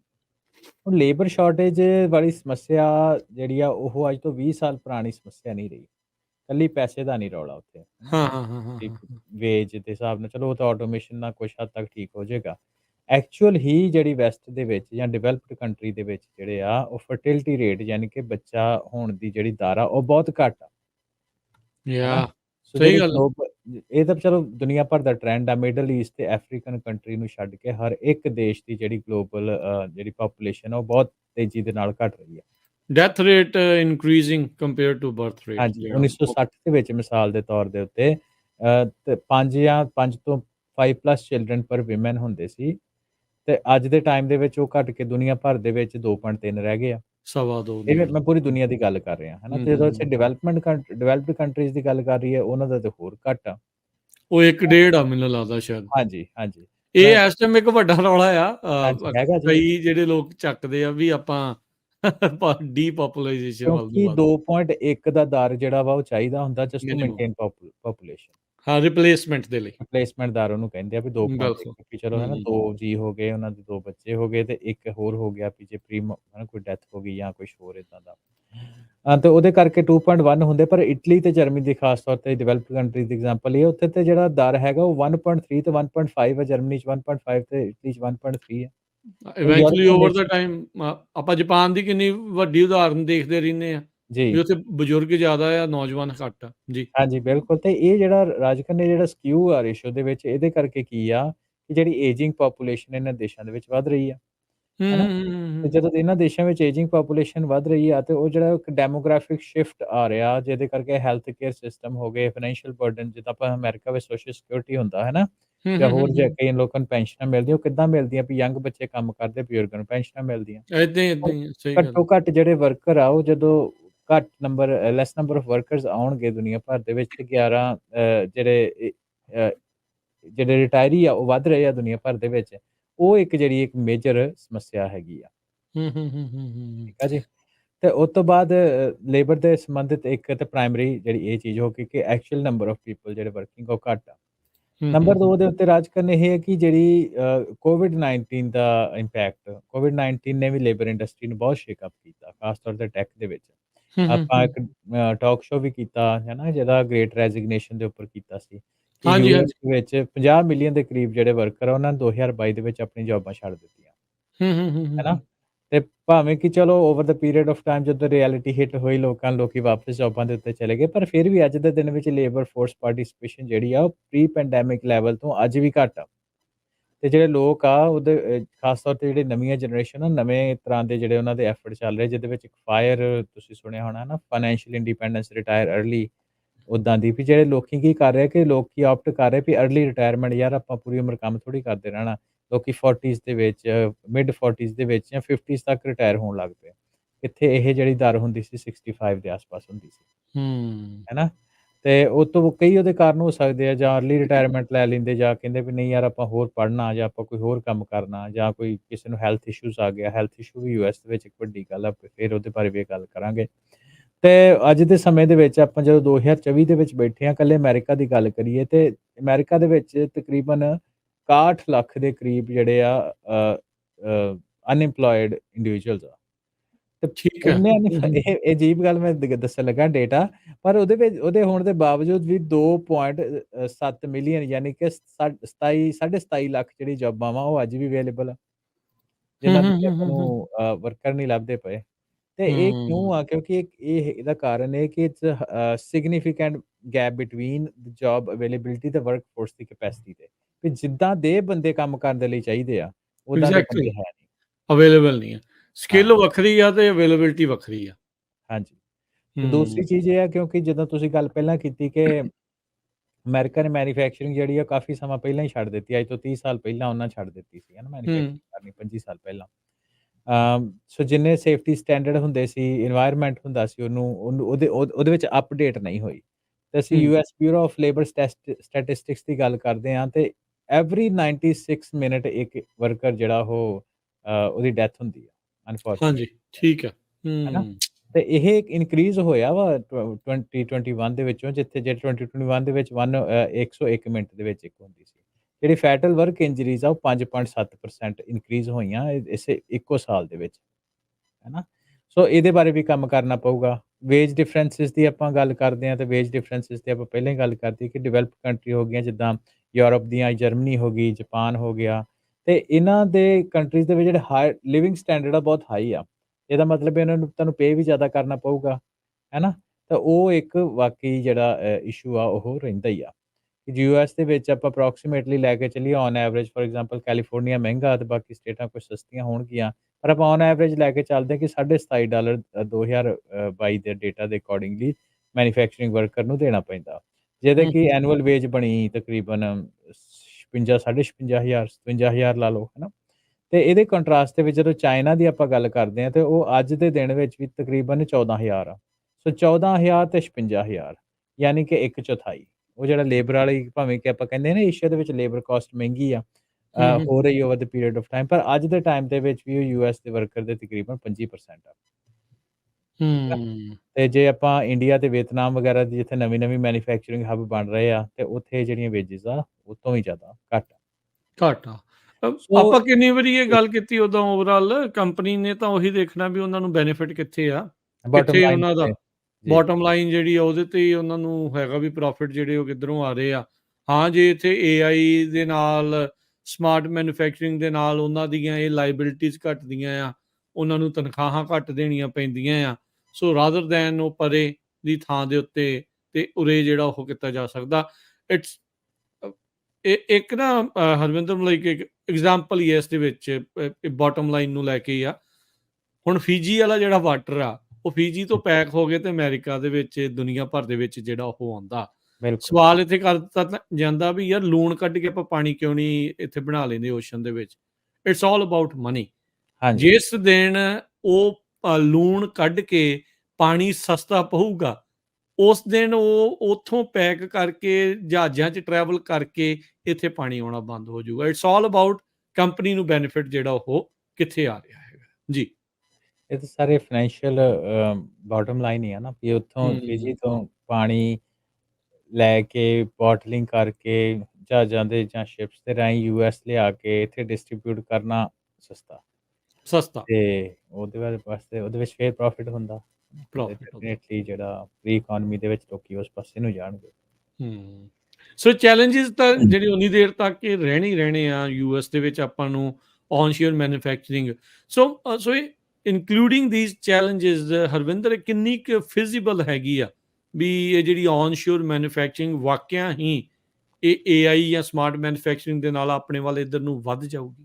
ਬਿਲਕੁਲ, ਸੋ ਇੱਥੇ ਇਹੀ ਗੱਲ ਦਾ ਜਿਹੜਾ ਹੁਣ ਆਪਾਂ ਸਾਰੀ ਗੱਲਬਾਤ ਕੀਤੀ ਨਾ ਵੀ ਉਹ ਸਮੱਸਿਆ ਰਹੀ ਆ, ਹਾਂ, ਭਾਵੇਂ ਸਮਾਂ ਬਦਲ ਗਿਆ, ਏਸ਼ੀਆ ਦੀ ਵੇਜਿਸ ਥੋੜ੍ਹੀਆਂ ਅਪ ਹੋ ਗਈਆਂ, ਪਰ ਇਹ ਹਾਂ, ਸਮੱਸਿਆਵਾਂ ਅੱਜ ਵੀ ਹੈਗੀ। ਸੋ ਹੈਗੀਆਂ। ਇੱਥੇ ਹੀ ਐਂਟਰੀ ਹੁੰਦੀ ਆ ਏਆਈ ਇਨੇਬਲਡ ਰੋਬੋਟਿਕਸ ਆਟੋਮੇਸ਼ਨ ਦੀ। ਇਹਦੇ ਬਾਰੇ ਆਪਾਂ ਗੱਲ ਕਰਦੇ ਹਾਂ ਬ੍ਰੇਕ ਤੋਂ ਬਾਅਦ 'ਚ। ਹੁਣ ਬ੍ਰੇਕ ਦਾ ਵਕਤ ਹੋ ਗਿਆ ਜੀ, ਤੇ ਕੀ ਆ ਏਆਈ ਦੇ ਅਨੇਬਲਡ ਰੋਬੋਟਿਕਸ ਆਟੋਮੇਸ਼ਨ ਕਿੱਦਾਂ ਉਹ ਬਦਲੂਗੀ, ਕੀ ਇਹਦੇ ਅਸਰ ਹੋਣਗੇ, ਉਹਦੇ ਬਾਰੇ ਆਪਾਂ ਚਰਚਾ ਕਰਾਂਗੇ ਇੱਕ ਬ੍ਰੇਕ ਤੋਂ ਬ੍ਰੇਕ ਬਾਅਦ 'ਚ। ਬ੍ਰੇਕ ਤੋਂ ਬਾਅਦ ਇੱਕ ਵਾਰੀ ਫਿਰ ਆਪ ਸਭ ਦਾ ਸਵਾਗਤ ਹੈ ਸਰੋਤਿਓ। ਮੈਂ Rajkanvir Singh, programme Punjabi tech talk ਦੇ ਵਿੱਚ ਸਵਾਗਤ ਹੈ। ਅੱਜ ਏਆਈ ਰੋਬੋਟਿਕਸ ਆਟੋਮੇਸ਼ਨ ਮੈਨੂਫੈਕਚਰਿੰਗ ਦੀ ਜਿਹੜੀ ਉਹ ਆਪਾਂ ਚਰਚਾ ਜਿਹੜੀ ਉਹ ਕਰ ਰਹੇ ਹਾਂ। ਜਿਹੜੇ ਹੋਏ ਨੇ ਹਰਵਿੰਦਰ ਸਿੰਘ ਕੰਗ। ਹਰਵਿੰਦਰ ਜੀ, ਆਇਆਂ ਨੂੰ ਸਵਾਗਤ ਹੈ ਇੱਕ ਵਾਰੀ ਫਿਰ। ਸਤਿ ਸ਼੍ਰੀ ਅਕਾਲ ਜੀ। ਸਤਿ ਸ਼੍ਰੀ ਅਕਾਲ ਰਾਜਕਨਵੀਰ ਸਿੰਘ ਤੇ ਪੰਜਾਬੀ ਰੇਡੀਓ ਯੂਐਸਏ ਸੁਣਨ ਵਾਲੇ ਤੇ ਪੰਜਾਬੀ ਟੀਵੀ ਯੂਐਸਏ ਵੇਖਣ ਵਾਲੇ ਸਾਡੇ ਸਾਰੇ ਮਾਣਯੋਗ ਸਰੋਤੇ ਤੇ ਵਿਊਅਰਸ ਦਾ ਫਿਰ ਤੋਂ ਨਿੱਘਾ ਜੀ ਆਇਆਂ ਆਖਦੇ ਹਾਂ ਪ੍ਰੋਗਰਾਮ ਪੰਜਾਬੀ ਟੈਕ ਟਾਕ ਦੇ ਵਿੱਚ। ਸੋ ਆਪਾਂ ਗੱਲ ਕਰ ਰਹੇ ਸੀਗੇ ਵੀ ਜਿਹੜੇ ਚੈਲੰਜਸ ਆ, ਬ੍ਰੇਕ ਤੋਂ ਪਹਿਲਾਂ ਆਪਾਂ ਉੱਥੇ ਗੱਲ ਛੱਡੀ ਸੀ ਜਿਹੜੀ ਔਨਸ਼ੋਰ ਮੈਨੂਫੈਕਚਰਿੰਗ ਦੀ ਚੈਲੰਜਸ ਕੀ ਆ। ਸੋ ਹੁਣ ਇੱਥੇ ਏਆਈ ਰੋਬੋਟਿਕਸ ਆਟੋਮੇਸ਼ਨ ਕਿੱਦਾਂ ਜਿਹੜਾ ਆ ਉਹ ਇਸ ਦਾ ਸੋਲੂਸ਼ਨ ਬਣੂਗੀ, ਉਸ ਦੇ ਉੱਤੇ ਜਿਹੜੀ ਉਹ ਆਪਾਂ ਚਰਚਾ ਕਰਦੇ ਹਾਂ। High labour cost, labour shortage, safety, efficient solution, ਇਹਦੇ ਵਿੱਚ ਏਆਈ ਕਿੱਥੇ ਜਿਹੜੀ ਉਹ ਆ ਕੇ ਖੜਦੀ ਆ? ਹਾਂਜੀ, ਸੋ ਰਾਜਕਨ ਜਿੱਦਾਂ ਪਹਿਲਾਂ ਗੱਲ ਕੀਤੀ ਕਿ ਡਿਵੈਲਪ ਕੰਟਰੀ ਕੰਪੀਟ ਨਹੀਂ ਕਰ ਸਕਦੀਆਂ ਲੇਬਰ ਕਾਸਟ ਦੇ ਉੱਤੇ, ਜਾਂ ਕਿਉਂਕਿ ਸੇਫਟੀ ਦੇ ਹੈ ਨਾ, ਉੱਤੇ ਵੀ? ਹਾਂਜੀ, ਹੂੰ, ਸੇਫਟੀ ਉੱਪਰ ਵੀ। ਪਰ ਹੂੰ, ਉਹਦੇ ਵਿੱਚ ਜਿਹੜੇ ਆ ਕਿ ਆਪਾਂ ਟੈਕਨੋਲੋਜੀ ਦੀ ਇਨੋਵੇਸ਼ਨ ਜੋ ਅੱਜ ਕੱਲ੍ਹ ਆਪਾਂ ਕੋਲ ਅਵੇਲੇਬਲ ਆ ਉਹਨੂੰ ਲਾ ਸਕਦੇ ਹਾਂ ਟੂ ਰਿਡਿਊਸ ਓਵਰਆਲ ਐਕਸਪੈਂਸ ਤੇ ਆਪਾਂ ਕੰਪੈਟੀਟਿਵਨੈਸ ਨੂੰ ਵਧਾਉਣ ਦੇ ਵਾਸਤੇ। ਹੂੰ, ਹੂੰ, ਹੂੰ, ਠੀਕ ਆ? ਠੀਕ ਆ। ਇਹਦਾ ਲੇਬਰ ਉੱਤੇ ਕੀ ਫ਼ਰਕ ਪਊ ਇਹਦੇ ਬਾਰੇ ਵੀ ਆਪਾਂ ਪ੍ਰੋਗਰਾਮ ਦੇ ਅਖੀਰ ਵਿੱਚ ਗੱਲਬਾਤ ਕਰਾਂਗੇ। ਪਰ ਅਸੀਂ ਇਹ ਦੇਖੀਏ ਕਿ over the period of time ਹੈ ਨਾ, ਆਪਾਂ ਟੈਸਲਾ ਦੀ ਐਗਜ਼ਾਮਪਲ ਲਈ ਆ, ਫਿਗਰ ਏਆਈ ਇੱਕ ਕੰਪਨੀ ਆ ਹੈ ਨਾ, ਇਸੇ ਤਰ੍ਹਾਂ ਬੋਸਟਨ ਡਾਇਨਾਮਿਕਸ ਆ, ਉਹਨਾਂ ਨੇ ਕਾਫੀ ਜ਼ਿਆਦਾ ਇਸ ਚੀਜ਼ ਦੇ ਉੱਪਰ ਇਨਵੈਸਟਮੈਂਟ ਕੀਤੀ ਆ ਤੇ ਰੋਬੋਟਿਕਸ ਦੇ ਵਿੱਚ ਜਿਹੜੀ ਮੈਨੂਫੈਕਚਰਿੰਗ ਦੇ ਵਿੱਚ ਅਸਿਸਟ ਕਰ ਸਕਦੇ, ਕਿਉਂਕਿ ਮੇਰਾ ਆਪਣਾ ਵੀ ਤਜਰਬਾ ਕੁਛ ਮੈਨੂਫੈਕਚਰਿੰਗ ਦੇ ਵਿੱਚ ਹੈਗਾ। ਮੈਨੂਫੈਕਚਰਿੰਗ ਦੇ ਵਿੱਚ ਮੈਂ ਜਾਂਦਾ ਰਹਿਣਾ, ਮੈਂ ਦੇਖਿਆ ਕਿ over the period of time ਕਾਫੀ ਜ਼ਿਆਦਾ ਆਟੋਮੇਸ਼ਨ ਹੋਈ ਆ। ਜਦੋਂ ਅੱਜ ਤੋਂ 15 ਸਾਲ ਪਹਿਲਾਂ ਆਪਾਂ ਫੈਕਟਰੀਜ਼ ਦੇ ਵਿੱਚ ਜਾਂਦੇ ਹੁੰਦੇ ਸੀ ਤੇ ਫੈਕਟਰੀ ਦੇ ਵਿੱਚ ਸਾਰਾ ਕੰਮ ਮੈਨੂਅਲ ਲੇਬਰ ਦੇ ਨਾਲ ਹੁੰਦਾ ਸੀ। ਉਸ ਤੋਂ ਚਹਿਲ ਪਹਿਲਾਂ ਕਦਮੀ ਜਿਹੜੀ, ਹੁੰਦੀ ਸੀਗੀ। ਹਾਂਜੀ, ਸੋ ਉਸ ਤੋਂ ਬਾਅਦ ਜਿਹੜੀ ਮੈਨੂਫੈਕਚਰਿੰਗ ਸਭ ਤੋਂ ਪਹਿਲੀ ਮੈਂ ਆਟੋਮੇਸ਼ਨ ਆਪਣੀ ਜ਼ਿੰਦਗੀ ਦੇ ਵਿੱਚ ਦੇਖੀ ਉਹ ਇਹ ਹੈ ਕਿ ਜਿਹੜੇ ਇੱਕ ਜਗ੍ਹਾ ਤੋਂ ਲੈ ਕੇ ਦੂਸਰੀ ਜਗ੍ਹਾ ਫੈਕਟਰੀ ਫਲੋਰ ਦੇ ਵਿੱਚ ਹੀ ਹੂੰ, ਹੂੰ, ਹੂੰ। ਪੀਸੀਬੀਜ਼ ਹੋ ਗਏ ਜਾਂ ਹੋਰ ਇਦਾਂ ਦਾ ਸਮਾਨ ਇੱਕ ਜਗ੍ਹਾ ਤੋਂ ਦੂਸਰੀ ਜਗ੍ਹਾ ਲੈ ਕੇ ਜਾਣਾ, ਉਹ ਆਟੋਮੇਟਿਡ ਕਾਰਟਸ ਆ ਗਈਆਂ। ਠੀਕ ਆ? ਹਾਂ, ਲੇਨ ਉਹ ਬਣੀ ਪੱਕੇ ਹੁੰਦੀ ਆ, ਪੱਕੇ ਰਾਹ ਬਣੇ ਆ, ਉੱਤੇ ਘੇਰਾ ਤੁਰੇ ਬਣਿਆ, ਜਾਣਾ। ਉਹਦੇ ਉੱਤੇ ਕਾਰਟ ਨੇ, ਤੁਸੀਂ ਸਮਾਨ ਲੋਡ ਕੀਤਾ, ਉਹਨੇ ਦੂਸਰੀ ਜਗ੍ਹਾ ਤੇ ਜਾ ਕੇ ਲਾ ਦੇਣਾ, ਉੱਥੇ ਜਾ ਕੇ ਵਰਕਰ ਨੇ। ਇਹ ਸਭ ਤੋਂ ਪਹਿਲੀ ਮੈਂ ਆਟੋਮੇਸ਼ਨ ਹੈ ਨਾ ਉਸ ਹਿਸਾਬ ਦੇ ਨਾਲ ਦੇਖੀ। ਜੀ। ਫਿਰ ਟੈਕ ਆਟੋਮੇਸ਼ਨ ਆਉਣੀ ਸ਼ੁਰੂ ਹੋ ਗਈ। ਪੀਸੀਬੀ ਨੂੰ ਤੁਸੀਂ ਦੇਖਦੇ ਹੋ ਹੈ ਨਾ, ਉਹਨਾਂ ਦੇ ਡਿਜ਼ਾਇਨ ਨੂੰ ਕਿੱਦਾਂ ਐਨਾਲਾਈਜ਼ ਕਰਦੇ ਹੋ, ਉਹਦੇ ਡਿਫੈਕਟਸ ਆ, ਉਹਨਾਂ ਦੀ ਪਿਕਚਰ ਲੈ ਲੈਂਦੇ ਹੋ, ਪਿਕਚਰ ਨੂੰ ਐਨਾਲਾਈਜ਼ ਕਰਦੇ ਹੋ, ਉੱਦਾਂ ਦੀ ਆਟੋਮੇਸ਼ਨ ਸ਼ੁਰੂ। ਸੋ ਆਲਮੋਸਟ ਹਰ ਇੱਕ ਫੀਲਡ ਦੇ ਵਿੱਚ ਆਪਾਂ ਆਟੋਮੇਸ਼ਨ ਦੇਖਣੀ ਸ਼ੁਰੂ ਕਰ ਦਿੱਤੀ। ਠੀਕ ਹੈ। ਆਪਾਂ ਗੱਲ ਕਰਦੇ ਹਾਂ ਬੋਸਟਨ ਡਾਇਨਾਮਿਕਸ ਦੀ, ਜਿਹਦੀ ਮੈਂ ਐਗਜ਼ਾਮਪਲ ਲਈ, ਉਹਦੇ ਜਿਹੜਾ ਇੱਕ ਵਰਜ਼ਨ ਆ ਐਟਲਸ ਰੋਬੋਟ ਆ ਉਹਦਾ ਨਾਂ, ਹੂੰ, ਹੂੰ, ਉਹ ਹੂੰ, ਹੂੰ। ਪੂਰਾ ਇਲੈਕਟ੍ਰਿਕ ਆ ਤੇ ਉਹ ਜਿਹੜਾ ਕੰਪਲੈਕਸ ਮੈਨੂਵਰ ਕਰ ਸਕਦਾ। ਕਹਿੰਦਾ ਕੰਪਲੈਕਸ ਮੈਨੂਵਰਸ ਦਾ ਮਤਲਬ ਵੀ ਪਹਿਲਾਂ ਜਦੋਂ ਆਪਾਂ ਰੋਬੋਟਸ ਦੇਖਦੇ ਹਾਂ ਉਹ ਬਾਈ ਡਾਇਮੈਂਸ਼ਨਲ ਹੁੰਦੇ ਸੀ ਜਾਂ ਉੱਪਰ ਥੱਲੇ ਹੁੰਦੇ ਸੀ, ਲੈਫਟ ਰਾਈਟ ਹੁੰਦੇ ਸੀ, ਹੈ ਨਾ। ਉਸ ਤੋਂ ਬਾਅਦ ਮਲਟੀਪਲ ਡਾਇਮੈਂਸ਼ਨ ਆਉਣ ਲੱਗ ਪਈਆਂ, ਉਸ ਤੋਂ ਬਾਅਦ ਅੱਗੇ ਪਿੱਛੇ ਵੀ ਆਉਣ ਲੱਗ ਪਿਆ ਹੈ ਨਾ। ਸਭ ਤੋਂ ਪਹਿਲਾਂ 2D ਸ਼ੁਰੂ ਹੋਏ, 3D 4D 7D ਤੋਂ ਕੰਮ ਚੱਲਿਆ। ਸੋ ਉਸ ਤੋਂ ਮਨੂਵਰਿੰਗ ਬਾਅਦ, ਹੁਣ ਤੇਜ਼ ਹੋ ਗਈ। ਹਾਂਜੀ, ਹੂੰ। ਤੇ ਉਸ ਤੋਂ ਬਾਅਦ ਨਾਟ ਓਨਲੀ ਮੈਨੂਵਰਿੰਗ ਕਿ ਹਾਈ ਸਟਰੈਂਥ ਜਿਹਦੇ ਉੱਤੇ ਬੜਾ ਜ਼ੋਰ ਲੱਗਣ ਵਾਲਾ ਟਾਸਕ ਆ, ਉਹ ਵੀ ਬੜੇ ਧਿਆਨ ਦੇ ਨਾਲ ਬੜੇ ਪ੍ਰੀਸੀਜ਼ਨ ਦੇ ਨਾਲ ਕਰਨ ਲੱਗ ਪਏ ਵੀ ਅੱਜ ਤੇ ਉਹਨਾਂ ਦਾ ਰਾਜਕਨ ਜਿਹੜਾ ਡੇਟਾ ਉਹ ਇਹ ਕਹਿੰਦਾ ਕਿ ਜੋ ਹਿਊਮਨ ਕਰ ਸਕਦਾ ਉਹ ਤੋਂ ਕਿਤੇ ਵੱਧ ਰੋਬੋਟ ਜਿਹੜਾ ਉਹ ਕਰ ਸਕਦਾ, ਇੰਟੈਲੀਜੈਂਟ ਡਿਸੀਜਨ ਬਣਾ ਕੇ ਤੇ ਉਹ ਸਮਾਨ ਨੂੰ ਚੁੱਕ ਕੇ ਇੱਕ ਜਗ੍ਹਾ ਤੋਂ ਦੂਸਰੀ ਜਗ੍ਹਾ ਦੇ ਉੱਪਰ ਕਰ ਸਕਦਾ।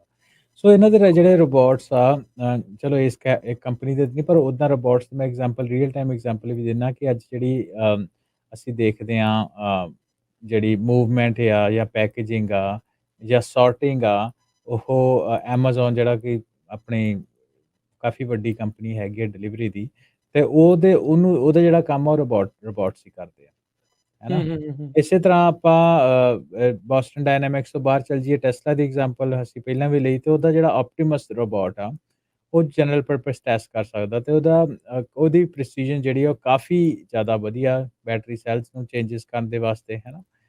ਤੇ ਉਹਦੇ ਜਿਹੜਾ ਆਪਟੀਮਸ ਆ, ਉਹਨੂੰ ਹੁਣ ਮੈਸ ਮਾਰਕੀਟ ਦੇ ਵਿੱਚ ਵੀ as a mass market product ਵੀ ਲਿਆਂਦਾ ਜਾ ਰਿਹਾ, ਵੀ ਜਿਹਦੀ ਕਾਸਟ ਸਿਰਫ $20,000 ਆ। ਦੇਖਣ ਨੂੰ ਉਹ ਤਾਂ ਉਹਨਾਂ ਨੇ $20,000 ਕੁਝ ਮਹੀਨਿਆਂ 'ਚ ਪੂਰੀ ਕਰ ਦੇਣੀ ਇੱਕ ਹਾਂਜੀ, ਬੰਦੇ ਉਹੀ 'ਚ, ਮੈਂ ਗੱਲ ਨਾਲੇ ਕਰਾਂ, ਉਹਨੇ ਦੇਖਣ ਕੰਮ ਨੂੰ ਭਾਵੇਂ 20,000 ਜ਼ਿਆਦਾ ਲੱਗੇ, ਪਰ ਦੇਖੋ over the period of time ਉਹਨੇ ਆਪਣੀ ਕਾਸਟ ਜਿਹੜੀ ਉਹ ਕਿੱਦਾਂ ਪੂਰੀ ਕਰ ਰਿਕਵਰ ਕਰ ਦੇਣੀ ਹੈ। ਹਾਂਜੀ, ਆਰਓਆਈ ਬਹੁਤ ਸੋਹਣਾ ਹੈ ਉਹਦੇ ਤੇ। ਹਾਂਜੀ। ਸੋ ਹੂੰ, ਈਲਨ ਮਸਕ ਇੱਥੋਂ ਕਿ ਕਹਿੰਦੇ ਆ ਕਿ ਉਹਨਾਂ ਕੋਲ ਤਕਰੀਬਨ 1000 ਆਪਟੀਮਸ ਰੋਬੋਟਸ ਆ ਜਿਹੜੇ, ਉਹ ਟੈਸਲਾ ਫੈਕਟਰੀ ਦੇ ਵਿੱਚ ਅਸੀਂ 2025 ਤੱਕ ਡਿਪਲੋਏ ਕਰ ਦੇਣੇ, ਆਪਰੇਸ਼ਨਲ ਹੋਣ ਤੇ ਪੂਰੇ ਬਾਏ ਹੂੰ, ਆਫ ਕਰਕੇ, ਹੈ ਨਾ? ਤੇ ਇਸੇ ਤਰ੍ਹਾਂ ਆਪਣਾ ਫਿਗਰ ਏਆਈ ਦਾ ਜਿਹੜਾ ਰੋਬੋਟ ਆ, ਉਹਦਾ ਨਾਂ ਫਿਗਰ 01 ਆ। ਸੋ ਉਹ ਹੂੰ, ਵੀ ਵਧੀਆ ਆਟੋਨੋਮਸ ਜਿਹੜਾ ਕੰਮ ਕਰ ਰਿਹਾ, ਉਹਦੀ ਪਰਫਾਰਮੈਂਸ ਅਸੀਂ ਦੇਖਦੇ ਹਾਂ ਐਡਵਾਂਸ ਏਆਈ ਤੇ ਮਸ਼ੀਨ ਲਰਨਿੰਗ ਦੇ ਹੈਲਪ ਦੇ ਨਾਲ, ਤੇ ਉਹ ਆਬਜ਼ਰਵੇਸ਼ਨ ਦੇ ਵਿੱਚ ਉਹਦਾ ਕੰਮ ਕਾਫੀ ਵਧੀਆ। ਸੋ ਉਹਦੇ ਵਿੱਚ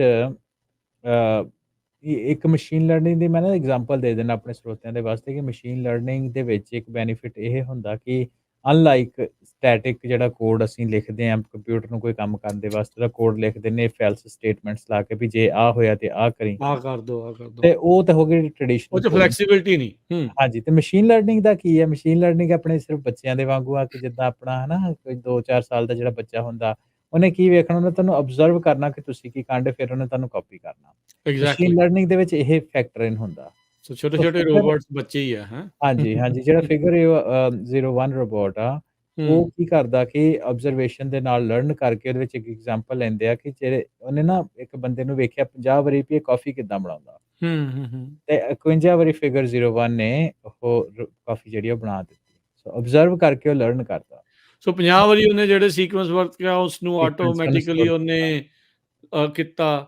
50 ਵਾਰੀ ਕਰੂੰਗਾ, ਕਈ ਤਰੀਕੇ ਦੀਆਂ ਗਲਤੀਆਂ ਹੋਣੀਆਂ, ਕਈ ਕੁਛ ਹੋਣਾ, ਪਰ ਉਹਨੇ ਦੇਖਣਾ ਵੀ which is the best case ਵਿਚ ਸਿਨੈਰੀਓ। ਇਜ਼ ਦ ਬੈਸਟ, ਉਹਨੂੰ ਆਪਟੀਮਾਈਜ਼ਡ ਉਹਨੂੰ ਜਿੰਨਾ ਰੈਪਲੀਕੇਟ ਹੋ ਕਰਨਾ ਸਕਦਾ ਉਹ ਉਹਨੇ। ਤੋਂ ਵੀ ਵਧੀਆ ਉਹ ਲੈ ਕੇ ਸਾਹਮਣੇ ਆ ਜਾਏ। ਤੇ ਉਹ 44 ਹੂੰ। ਪਾਉਂਡ ਤੱਕ ਦਾ ਭਾਰ ਚੁੱਕ ਸਕਦਾ, ਤੇ 5 ਘੰਟੇ ਤੱਕ ਉਹ ਲਗਾਤਾਰ ਚੱਲ ਸਕਦਾ, ਇੱਕ ਵਾਰੀ ਚਾਰਜ ਕੀਤੇ ਉੱਤੇ, ਤੇ 2.7 ਮੀਲ ਪਰ ਘੰਟੇ ਦੇ ਸਪੀਡ ਦੇ ਨਾਲ ਤੁਰ ਵੀ ਸਕਦਾ, ਵਾਕ ਵੀ ਬੰਦਾ ਹੀ ਹੈ ਜਾਂ ਫਿਰ ਤਾਂ। ਹੈ ਨਾ? ਯਾ। ਸੋ ਇਹ ਤੁਸੀਂ ਹਿਸਾਬ ਲਾਓ ਕਿ ਇਸ ਕੁਛ ਸਾਲਾਂ ਦੇ ਵਿੱਚ ਇਹ ਪਰ 3 ਕੰਪਨੀਜ਼ ਦਾ ਨਾਂ ਲਿਆ, ਹੋਰ ਵੀ ਕਾਫੀ ਕੰਪਨੀਜ਼। ਸੋ ਹੇਅਰ ਕਮਜ਼ ਡ੍ਰੈਡਫੁਲ ਪਾਰਟ ਆ, ਪਰ ਹੇਅਰ ਕਮਜ਼ ਜਿਹੜੀ ਇਹ ਰੈੱਡ ਪਿਲ ਆ ਹੁਣ, ਔਖਿਆਈ ਆ, ਜਿਹੜੀ ਗੱਲ ਕਿਸੇ ਨੂੰ ਸੁਣਨੀ ਪਸੰਦ ਨਹੀਂ, ਪਰ ਇਹ ਰਿਐਲਿਟੀ ਆ। ਜੀ, ਹੁਣ ਤੁਹਾਡੇ ਬਰਾਬਰ ਦਾ ਇੱਕ ਬੰਦਾ ਆ ਰਿਹਾ, ਜਿੱਦਾਂ ਦੇ ਤੁਸੀਂ ਟਾਸਕ ਕਰ ਰਹੇ, ਬੰਦਾ ਨਹੀਂ ਆ ਰਿਹਾ, ਸੌਰੀ, ਰੋਬੋਟ ਆ ਰਿਹਾ, ਜੀ, ਉੱਦਾਂ ਦੇ ਉਹ ਟਾਸਕ ਕਰ ਸਕਦਾ।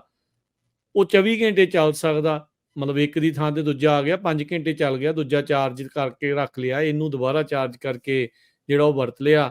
ਨਾ ਇਹਦੀ ਕੋਈ ਮੈਡੀਕਲ, ਨਾ ਇਹਨੇ ਛੁੱਟੀ ਲੈਣੀ, ਹਾਂਜੀ, ਨਾ ਤੇਲ ਪਾਣੀ ਇਹਦਾ ਠੀਕ ਰੱਖਣਾ। ਸੋ ਉਹ ਤੁਹਾਡੇ ਬਰਾਬਰ ਦਾ ਕਰ ਰਿਹਾ, ਨਾ ਉਹਨੇ ਚੀਵੈਂ ਕਰਨੀ, ਜਿੱਦਾਂ ਉਹਨੂੰ ਜੀ, ਕਿਹਾ ਉਹਨੇ ਕਰੀ ਜਾਣਾ।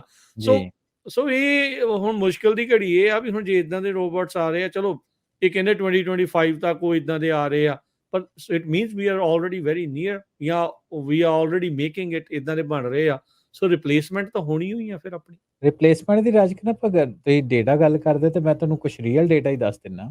ਹਾਂ, ਤੇ ਉਹਦੇ ਵਿੱਚ ਇਹ ਆ ਕਿ ਆਪਾਂ ਫੈਕਟਰੀਜ਼ ਦੀ ਗੱਲ ਕੀਤੀ ਨਾ, ਵਰਲਡ ਵਾਈਡ ਫੈਕਟਰੀ ਵਿੱਚ ਮੈਂ ਦੱਸਿਆ ਕਿ 15 ਸਾਲ ਤੋਂ ਰੋਬੋਟਿਕਸ ਉੱਪਰ ਰਿਸਰਚ ਹੋ ਰਹੀ ਤੇ ਇੰਪਲੀਮੈਂਟ ਹੋ ਰਹੇ ਆ, ਹੁਣ ਹੈਨਾ? ਨਾਲ ਵਿੱਚ AI ਜੋੜ ਦੋ ਤਾਂ ਫਿਰ ਦੇਖੋ ਕਿੱਥੇ ਜਾ ਰਹੀ ਹੈ ਗੱਲ। ਹਾਂਜੀ, ਸੋ ਗਲੋਬਲ ਸਟਾਕ ਦੇ ਆਪਾਂ ਆਪਰੇਸ਼ਨਲ ਰੋਬੋਟਸ ਤੇ ਅੱਜ ਦੇ ਸਮੇਂ 'ਚ ਗੱਲ ਕਰਦੇ ਹਾਂ। ਚਲੋ ਅੱਜ ਦਾ ਹੂੰ, 2024 ਦਾ ਨਹੀਂ, 2022 ਦਾ ਡੇਟਾ ਆਪਾਂ ਕੋਲ ਹੈਗਾ, 3 ਤੇ ਸਾਲ 2 ਸਾਲ ਪੁਰਾਣਾ ਜੀ। 3.9 ਮਿਲੀਅਨ ਰੋਬੋਟਸ ਜਿਹੜੇ ਆ 2022 ਦੇ ਵਿੱਚ ਆਲਰੇਡੀ ਫੈਕਟਰੀਆਂ ਵਿੱਚ ਕੰਮ ਕਰ ਰਹੇ ਆ। 3 ਸਨ 39 ਲੱਖ। ਹਾਂਜੀ, ਸੋ ਤੁਸੀਂ, ਹੈ ਨਾ, ਸੋ 3.9 ਮਿਲੀਅਨ। ਸੋ ਉਹਦੇ ਨਾਲ ਇਹ ਆ ਕਿ ਚਲੋ ਅਮਰੀਕਾ ਵਿੱਚ ਅਸੀਂ ਜਿੱਥੇ, ਜਾਂ ਇੰਡੀਆ ਦੇ ਵਿੱਚ ਆਪਣੇ ਵਿਊਅਰਸ ਜਾਂ ਕੈਨੇਡਾ ਵਿੱਚ ਜਾਂ ਡਿਵੈਲਪ ਕੰਟਰੀਜ਼ ਵਿੱਚ ਆਪਾਂ ਨੂੰ ਸ਼ਾਇਦ ਇੰਨਾ ਨਹੀਂ ਦੇਖਣ ਨੂੰ ਮਿਲਦਾ, ਕਿਉਂਕਿ ਆਪਣੀ ਮੈਨੂਫੈਕਚਰਿੰਗ ਓਨੀ ਨਹੀਂ ਹੈਗੀ ਆ। ਮੈਂ ਹੂੰ, ਆਪਣੇ ਹੂੰ, ਹੂੰ, ਅੱਖੀਂ ਹੂੰ, ਹੂੰ। ਦੇਖਦਾ। ਪਰ ਜੇ ਤੁਸੀਂ ਇਕੱਲੇ ਉਸ ਦੇਸ਼ਾਂ ਦੀ ਗੱਲ ਕਰੀਏ ਜਿਹਦੇ ਵਿੱਚ ਸਾਊਥ ਕੋਰੀਆ, ਸਿੰਗਾਪੁਰ, ਜਰਮਨੀ, ਹੈ ਨਾ? ਇੱਥੇ ਇਹਨਾਂ ਦੇਸ਼ਾਂ ਦੀ ਗੱਲ ਕਰੀਏ ਤਾਂ ਤੁਹਾਨੂੰ ਇਹ ਜਿਹੜੇ ਰੋਬੋਟਸ ਆ ਤੁਹਾਨੂੰ ਆਮ ਹੀ ਲੱਭ ਜਾਣਗੇ। ਆਪਾਂ ਸਾਊਥ ਕੋਰੀਆ ਦੀ ਖਾਸ ਤੌਰ ਦੇ ਉੱਤੇ ਗੱਲ ਕਰਦੇ ਆ, ਉਹ ਨੰਬਰ 1 ਆ ਰੋਬੋਟਿਕਸ ਦੇ ਵਿੱਚ। ਹੂੰ, ਜਿੱਥੇ ਸੈਮਸੰਗ ਦਾ ਹੈਡਕੁਆਰਟਰ ਆ, ਜਾਂ ਹੋਰ ਹੂੰ, ਵੀ ਹੂੰ, ਵੱਡੀਆਂ ਹੂੰ, ਕੰਪਨੀਆਂ, ਹਨਾ, ਹੂੰ, ਹੂੰ। ਕੋਰੀਅਨ ਆ।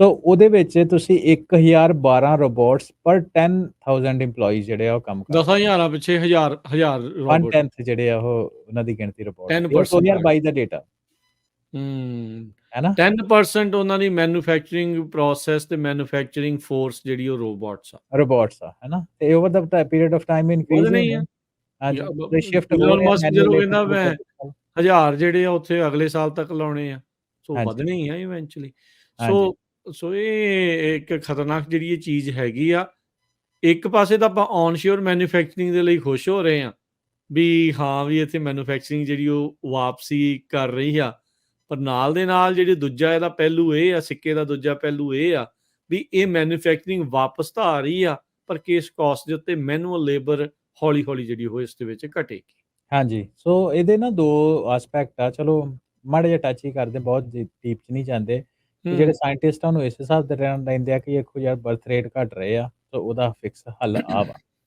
ਮੈਂ ਪਿਛਲੇ ਸਾਲ ਸਟੈਨਫੋਰਡ ਗਿਆ ਹੈ ਨਾ ਤੇ ਸੌਰੀ ਮਾਫੀ ਚਾਹੁੰਦਾ ਅਰਲੀਅਰ ਦਿਸ ਈਅਰ ਮੈਂ ਸਟੈਨਫੋਰਡ ਗਿਆ ਅਪ੍ਰੈਲ ਦੇ ਵਿੱਚ ਮੈਂ ਉੱਥੇ ਰੋਬੋਟਿਕਸ ਦੀ ਰਿਸਰਚ ਲੈਬ ਦੇ ਵਿੱਚ ਜਾ ਕੇ ਦੇਖਿਆ ਨਾਟ ਓਨਲੀ ਮੈਨੂਫੈਕਚਰਿੰਗ ਜਿੱਦਾਂ ਬਜ਼ੁਰਗ ਆਪਣੇ ਹੋ ਜਾਂਦੇ ਆ ਉਹਨਾਂ ਦੇ ਅਸਿਸਟਡ ਲਿਵਿੰਗਸ ਦੇ ਵਾਸਤੇ ਉਹਨਾਂ ਨੂੰ ਕਿਹੜੇ ਟਾਈਮ ਤੇ ਕਿਹੜੀ ਗੋਲੀ ਦੇਣੀ ਆ ਜਾਂ ਸਭ ਕੁਝ ਉਹ ਸਾਰਾ ਰੋਬੋਟਸ ਉਸ ਹਿਸਾਬ ਨਾਲ ਤਿਆਰ ਹੋ ਰਹੇ ਵੀ ਹੈਂਡਲ 올ਡ ਕਰ ਰਹੇ ਆ ਹਾਂਜੀ ਹਾਂਜੀ ਸੋ ਮੈਨੂੰ ਇਹ ਆ ਵੀ ਕਦੇ ਰਾਜ ਕਰਨ 'ਚ ਸਮਾਂ ਲੱਗਾ ਤੇ ਆਪਾਂ ਸਟੈਨਫੋਰਡ ਲੈਬ ਦੇ ਵਿੱਚ ਜਾ ਕੇ ਆਪਣੇ ਸਰੋਤਿਆਂ ਨੂੰ ਕਿਉਂਕਿ ਉਹ ਪਬਲਿਕ ਆ ਇਦਾਂ ਪਬਲਿਕ ਨਹੀਂ ਆ ਪਰ ਤੁਸੀਂ ਉਹਨੂੰ ਪਿਕਚਰਸ ਵਗੈਰਾ ਉੱਤੇ ਲੈ ਸਕਦੇ ਹੋ ਤੇ ਉਹਦੇ ਕੋਈ ਨਹੀਂ ਉੱਤੇ ਆਪਾਂ ਆਪਣੇ ਬਣਾਉਂਦੇ ਆ ਕਿਤੇ ਇਹ ਗੱਲ ਤਾਂ ਜੋ ਆਪਾਂ ਉਹਨਾਂ ਹਾਂਜੀ ਨੂੰ ਦਿਖਾਈਏ ਵੀ ਆਪਾਂ ਕਿੱਦਾਂ ਚੱਲ ਰਿਹਾ ਕਿੱਦਾਂ ਹੈਗਾ ਚੱਲ ਰਿਹਾ ਹੈ ਨਾ ਸੋ ਆਪਾਂ ਆਪਣੀ ਗੱਲ ਦੇ ਉੱਤੇ ਵਾਪਸ ਆਉਂਦੇ ਆ ਤੇ ਉਹਦੇ ਵਿੱਚ ਇਹ ਆ ਰਾਜਕਰਨ ਕਿ ਜਿੱਦਾਂ ਤੁਸੀਂ ਕਿਹਾ ਕਿ ਉਹਨਾਂ ਨਾ ਤਾਂ ਬ੍ਰੇਕ ਲੈਣੀ ਆ ਹੈ ਨਾ ਹਾਇਰ ਉਹਨਾਂ ਦੀ ਐਫੀਸ਼ੀਐਂਸੀ ਹੁੰਦੀ ਹੈ ਬੰਦਿਆਂ ਦੀ ਐਫੀਸ਼ੀਐਂਸੀ ਮੈਨੂਫੈਕਚਰਿੰਗ এনवायरमेंट ਦੇ ਵਿੱਚ ਤਕਰੀਬਨ 78 ਟੂ 80% ਹੁੰਦੀ ਆ ਹੈ ਨਾ ਬੱਚਾ ਕਦੇ ਡਿਸਟਰੈਕਟ ਹੋ ਗਿਆ ਕਿਸੇ ਨੇ ਫੋਨ ਵੇਖ ਲਿਆ ਆਪਣਾ ਹੈ ਨਾ ਕੁਛ ਇਦਾਂ ਗੱਲਾਂ 'ਚ ਲੱਗ ਗਿਆ ਗੱਲਾਂ ਚ ਲੱਗ ਗਿਆ ਗੁਆਂਢੀ ਨੇ 78 ਟੂ 80% ਐਫੀਸ਼ੀਐਂਸੀ ਬਹੁਤ ਵਧੀਆ ਐਫੀਸ਼ੀਐਂਸੀ ਹੁੰਦੀ ਆ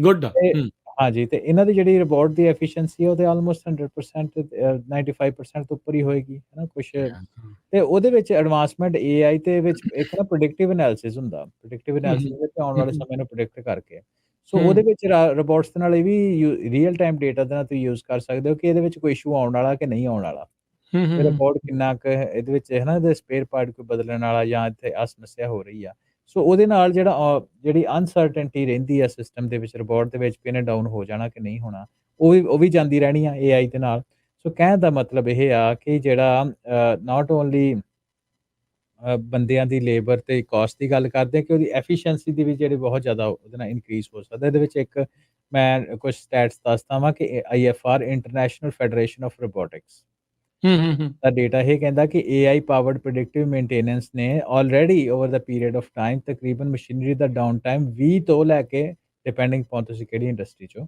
20 ਤੋਂ ਲੈ ਕੇ 50% ਤੱਕ ਮਸ਼ੀਨਰੀ ਡਾਊਨ ਟਾਈਮ ਉਹਨਾਂ ਆਲਰੇਡੀ ਜਿਹੜਾ ਉਹ ਘਟਾ ਦਿੱਤਾ ਠੀਕ ਆ 20 ਤੋਂ 50% that's a huge number huge ਹੈ ਨਾ ਆਲਮੋਸਟ ਹਿਊਜ ਨੰਬਰ ਤੋਂ ਲੈ ਲਓ ਕਿ ਡਬਲ ਹੀ ਹੋ ਗਿਆ ਉਹ ਤੋਂ ਯਾ ਲੈਦਾ ਮਤਲਬ ਡੇਟਾ ਕੰਮ ਹੋਣ ਲੱਗ ਜਾਣਾ ਇੱਕ ਦਿਨ ਦੇ ਵਿੱਚ ਹਨਾ ਸੋ ਕਹਿੰਦੇ ਆ ਕਿ ਜਦੋਂ ਤੁਸੀਂ ਕਿਹਾ ਵੀ ਭਾਵੇਂ 24 ਘੰਟੇ ਉਹਨਾਂ ਤੋਂ ਕੰਮ ਕਰਾਈ ਜਾਓ ਐਗਜ਼ੈਕਟਲੀ ਹਨਾ ਤੇ ਉਹਦੇ ਨਾਲ ਇਹ ਆ ਕਿ ਐਡਵਾਂਟੇजेस ਤਾਂ ਰਿਡਿਊਸਿੰਗ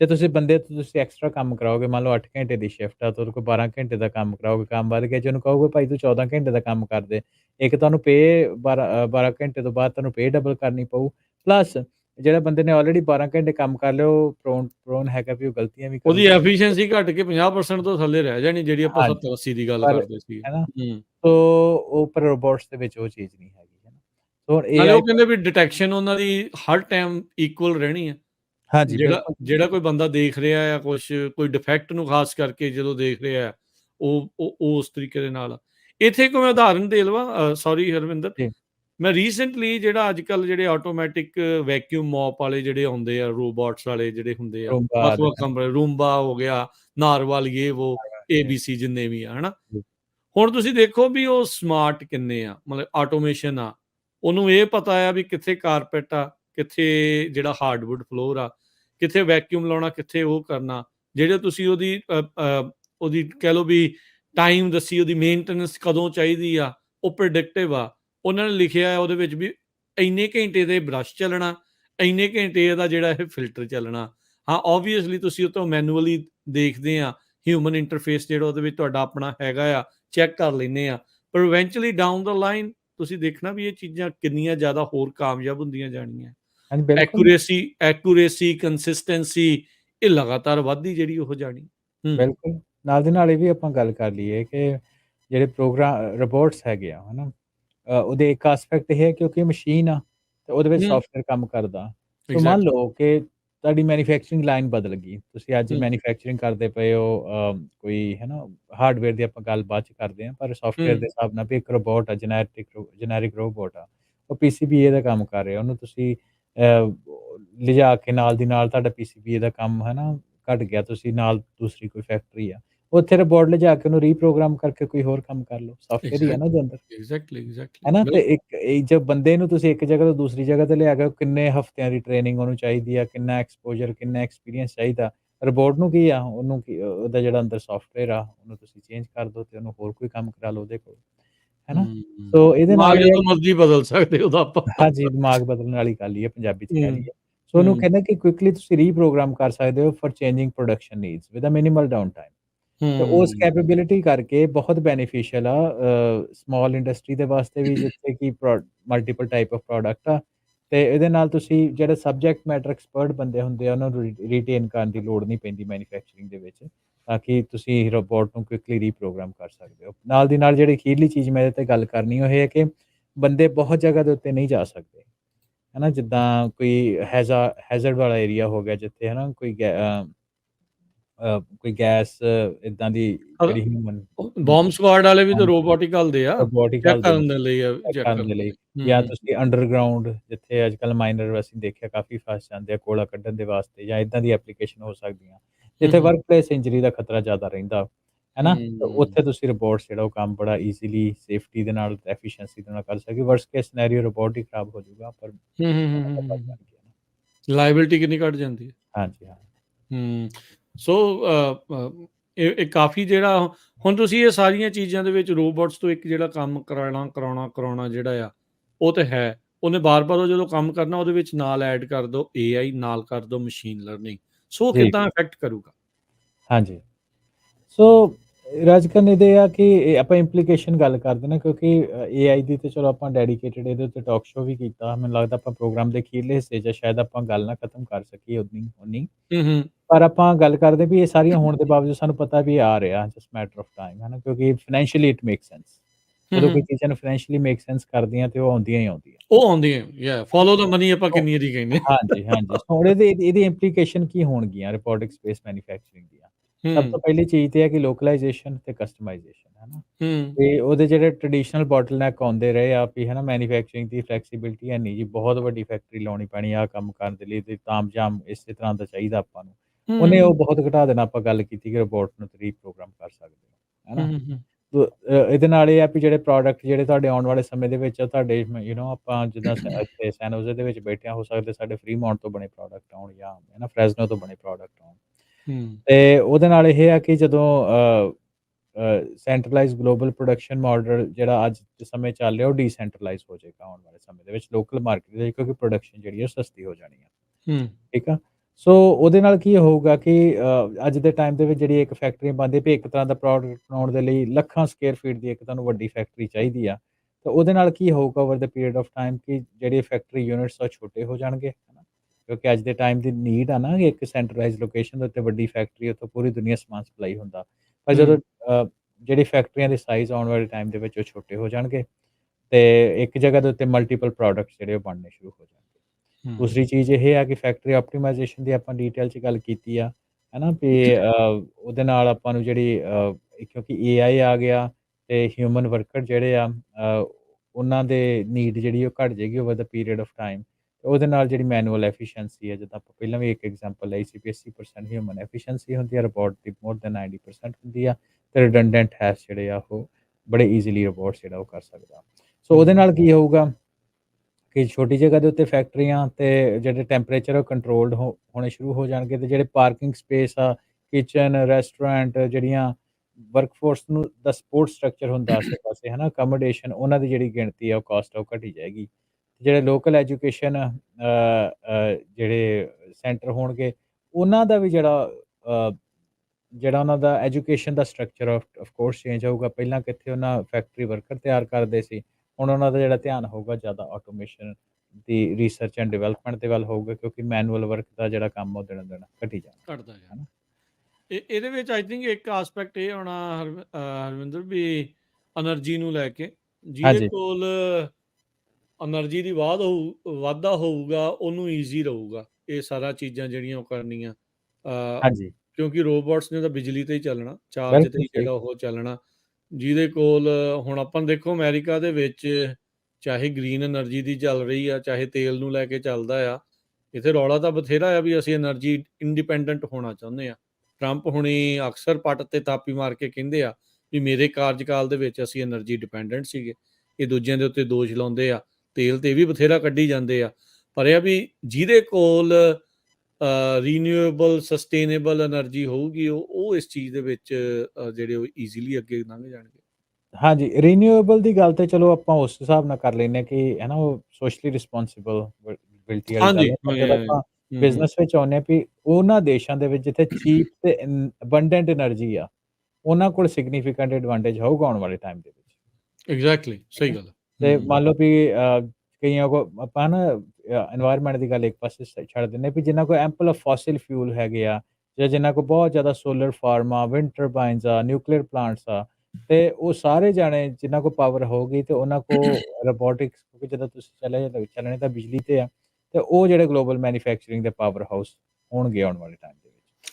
ਸੋ ਤੇ ਮੈਨੂਫੈਕਚਰਿੰਗ ਦਾ ਪੂਰਾ ਜੀ, ਸਕੇਲ ਬਦਲ ਰਿਹਾ, ਪੂਰਾ ਮਾਹੌਲ ਜਿਹੜਾ ਉਹ ਬਦਲ ਰਿਹਾ ਆ। ਆਪਾਂ ਤੇਜ਼ੀ ਦੇ ਨਾਲ AI, robotics, machine learning, robotics ਵੱਲ ਤੋਂ ਵੱਧ ਰਹੇ ਹਾਂ ਫਿਰ, ਹਾਂ। ਹਾਂਜੀ, ਸੋ ਇੱਕ ਇਹਦੀ ਚੀਜ਼ ਨਾ ਮੈਂ ਰਾਜਕਨ ਬਹੁਤ, ਕਿਉਂਕਿ ਆਪਾਂ ਪ੍ਰੋਗਰਾਮ ਦੇ ਅਖੀਰ ਵਿੱਚ ਆਪਾਂ ਬਹੁਤ ਇੰਪੋਰਟੈਂਟ ਗੱਲ ਆ, ਉਹ ਸਾਨੂੰ ਬਹੁਤ ਜ਼ਰੂਰ। ਕਰਦੀ ਆ।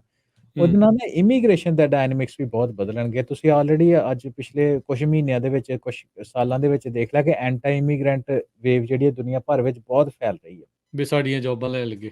ਹਾਂਜੀ, ਸੋ ਇਹ ਕੰਮ ਜਿਹੜੇ ਆ ਉਹ ਨਹੀਂ ਨਾ, ਕਰਦੇ। ਆਉਣ ਵਾਲੇ ਟਾਈਮ ਦੇ ਵਿੱਚ ਇਮੀਗ੍ਰੇਸ਼ਨ ਜਿਹੜੀ ਹੈ ਦੁਨੀਆ ਭਰ ਦੇ ਵਿੱਚ ਇਹ ਘਟ ਜਾਣੀ ਹੈ। ਆਲਮੋਸਟ ਕਹਿ ਲਓ ਕਿ ਬੰਦ ਹੀ ਹੋ ਜਾਣੀ ਫਰਮ ਮੈਨੂਫੈਕਚਰਿੰਗ ਦੇ ਪਰਸਪੈਕਟਿਵ ਤੋਂ। ਮੈਂ ਇੱਕ ਹੋਰ ਹੈਗਾ ਜਿਹੜੀ ਆਪਾਂ ਗੱਲ ਪਹਿਲੇ ਕੀਤੀ ਸੀ ਕਿ ਇੰਨੇ ਬੱਚੇ ਹੀ ਇੱਥੇ ਪੈਦਾ ਨਹੀਂ ਹੋ ਰਹੇ ਕਿ ਸਸਟੇਨ ਕਰਨ ਦੇ ਲਈ ਚਾਹੀਦਾ, ਉਹ ਇੱਕ ਡਿਫਰੈਂਟ ਕਨਵਰਸੇਸ਼ਨ ਆ। ਬਟ ਹੁਣ ਤੱਕ ਦਾ ਜਿਹੜਾ ਇਮੀਗ੍ਰੇਸ਼ਨ ਜਿਹੜੀ ਰਹੀ ਆ, ਉਹ ਰਹੀ ਆ ਇਕੋਨੋਮਿਕ ਪ੍ਰਾਇਓਰਟੀ ਰਹੀ ਆ ਕਿ ਫਾਈਨੈਂਸ਼ੀਅਲ ਅਟਰੈਕਟ ਬੇਸ। ਕਰੋ ਇਮੀਗ੍ਰੈਂਟਸ ਫॉर देयर ਲੇਬਰ, ਹੂੰ ਤਾਂ ਕਿ ਇੱਥੇ ਆ ਕੇ ਲੇਬਰ ਕਰ ਸਕਣ, ਹੈ ਨਾ। ਡਜ਼ਨਟ ਮੈਟਰ ਹੂੰ ਹਾਈ ਵਾਈਟ ਕਾਲਰ ਜੌਬ ਆ ਜਾਂ ਬਲੂ ਕਾਲਰ ਜੌਬ ਆ, ਜਿਹੜੀ ਵੀ ਆ। ਪਰ ਇਮੀਗ੍ਰੈਂਟਸ ਨੂੰ ਇੱਕ ਲੇਬਰ ਦੇ ਤੌਰ ਦੇ ਉੱਤੇ ਅਟਰੈਕਟ ਕੀਤਾ ਜਾਂਦਾ ਸੀ ਵੀ ਦੁਨੀਆ ਭਰ ਦੇ ਵਿੱਚੋਂ। ਪਰ ਹੁਣ ਤੁਸੀਂ ਵੇਖਿਆ, ਆਪਾਂ ਰਿਬੋਟ ਦੀ ਗੱਲ ਕੀਤੀ ਕਿ ਉਹ ਦੈਟਸ ਨੋ ਲੋਂਗਰ ਨੀਡਡ, ਨੋ ਲੌਂਗਰ ਹੈ ਨਾ। ਨੀਡਡ, ਸਹੀ ਗੱਲ ਹੈ। ਹੁਣ ਜਿਹੜਾ ਇਮੀਗ੍ਰੇਸ਼ਨ ਆ ਉਹ ਕਿਸ ਤਰ੍ਹਾਂ ਹੋਏਗੀ? ਉਹ ਹੋਏਗੀ ਵੀ ਜਿਹੜੇ ਇਨੋਵੇਸ਼ਨ ਲੋਕੀ ਕਰ ਸਕਦੇ ਆ, ਹੈ ਨਾ। ਇਹ ਜਿਹੜਾ ਸ਼ਿਫਟ ਹੋਏਗਾ ਇਹ ਬੜਾ ਸਿਗਨੀਫੀਕੈਂਟ ਹੋਏਗਾ ਆਉਣ ਵਾਲੇ ਟਾਈਮ ਦੇ ਵਿੱਚ, ਵੀ ਉਹੀ ਟੈਲੈਂਟ ਇੱਥੇ ਆਊਗਾ ਜਿਹੜੇ ਟੈਕਨੀਕਲ ਐਡਵਾਂਸਮੈਂਟਸ ਕਰਨਗੇ, ਐਂਟਰਪ੍ਰੇਨਿਓਰਸ਼ਿਪ ਜਾਂ ਕੋਈ ਨਵੀਂ ਚੀਜ਼ ਕ੍ਰੀਏਟੀਵਿਟੀ ਲੈ ਕੇ ਆਉਣਗੇ।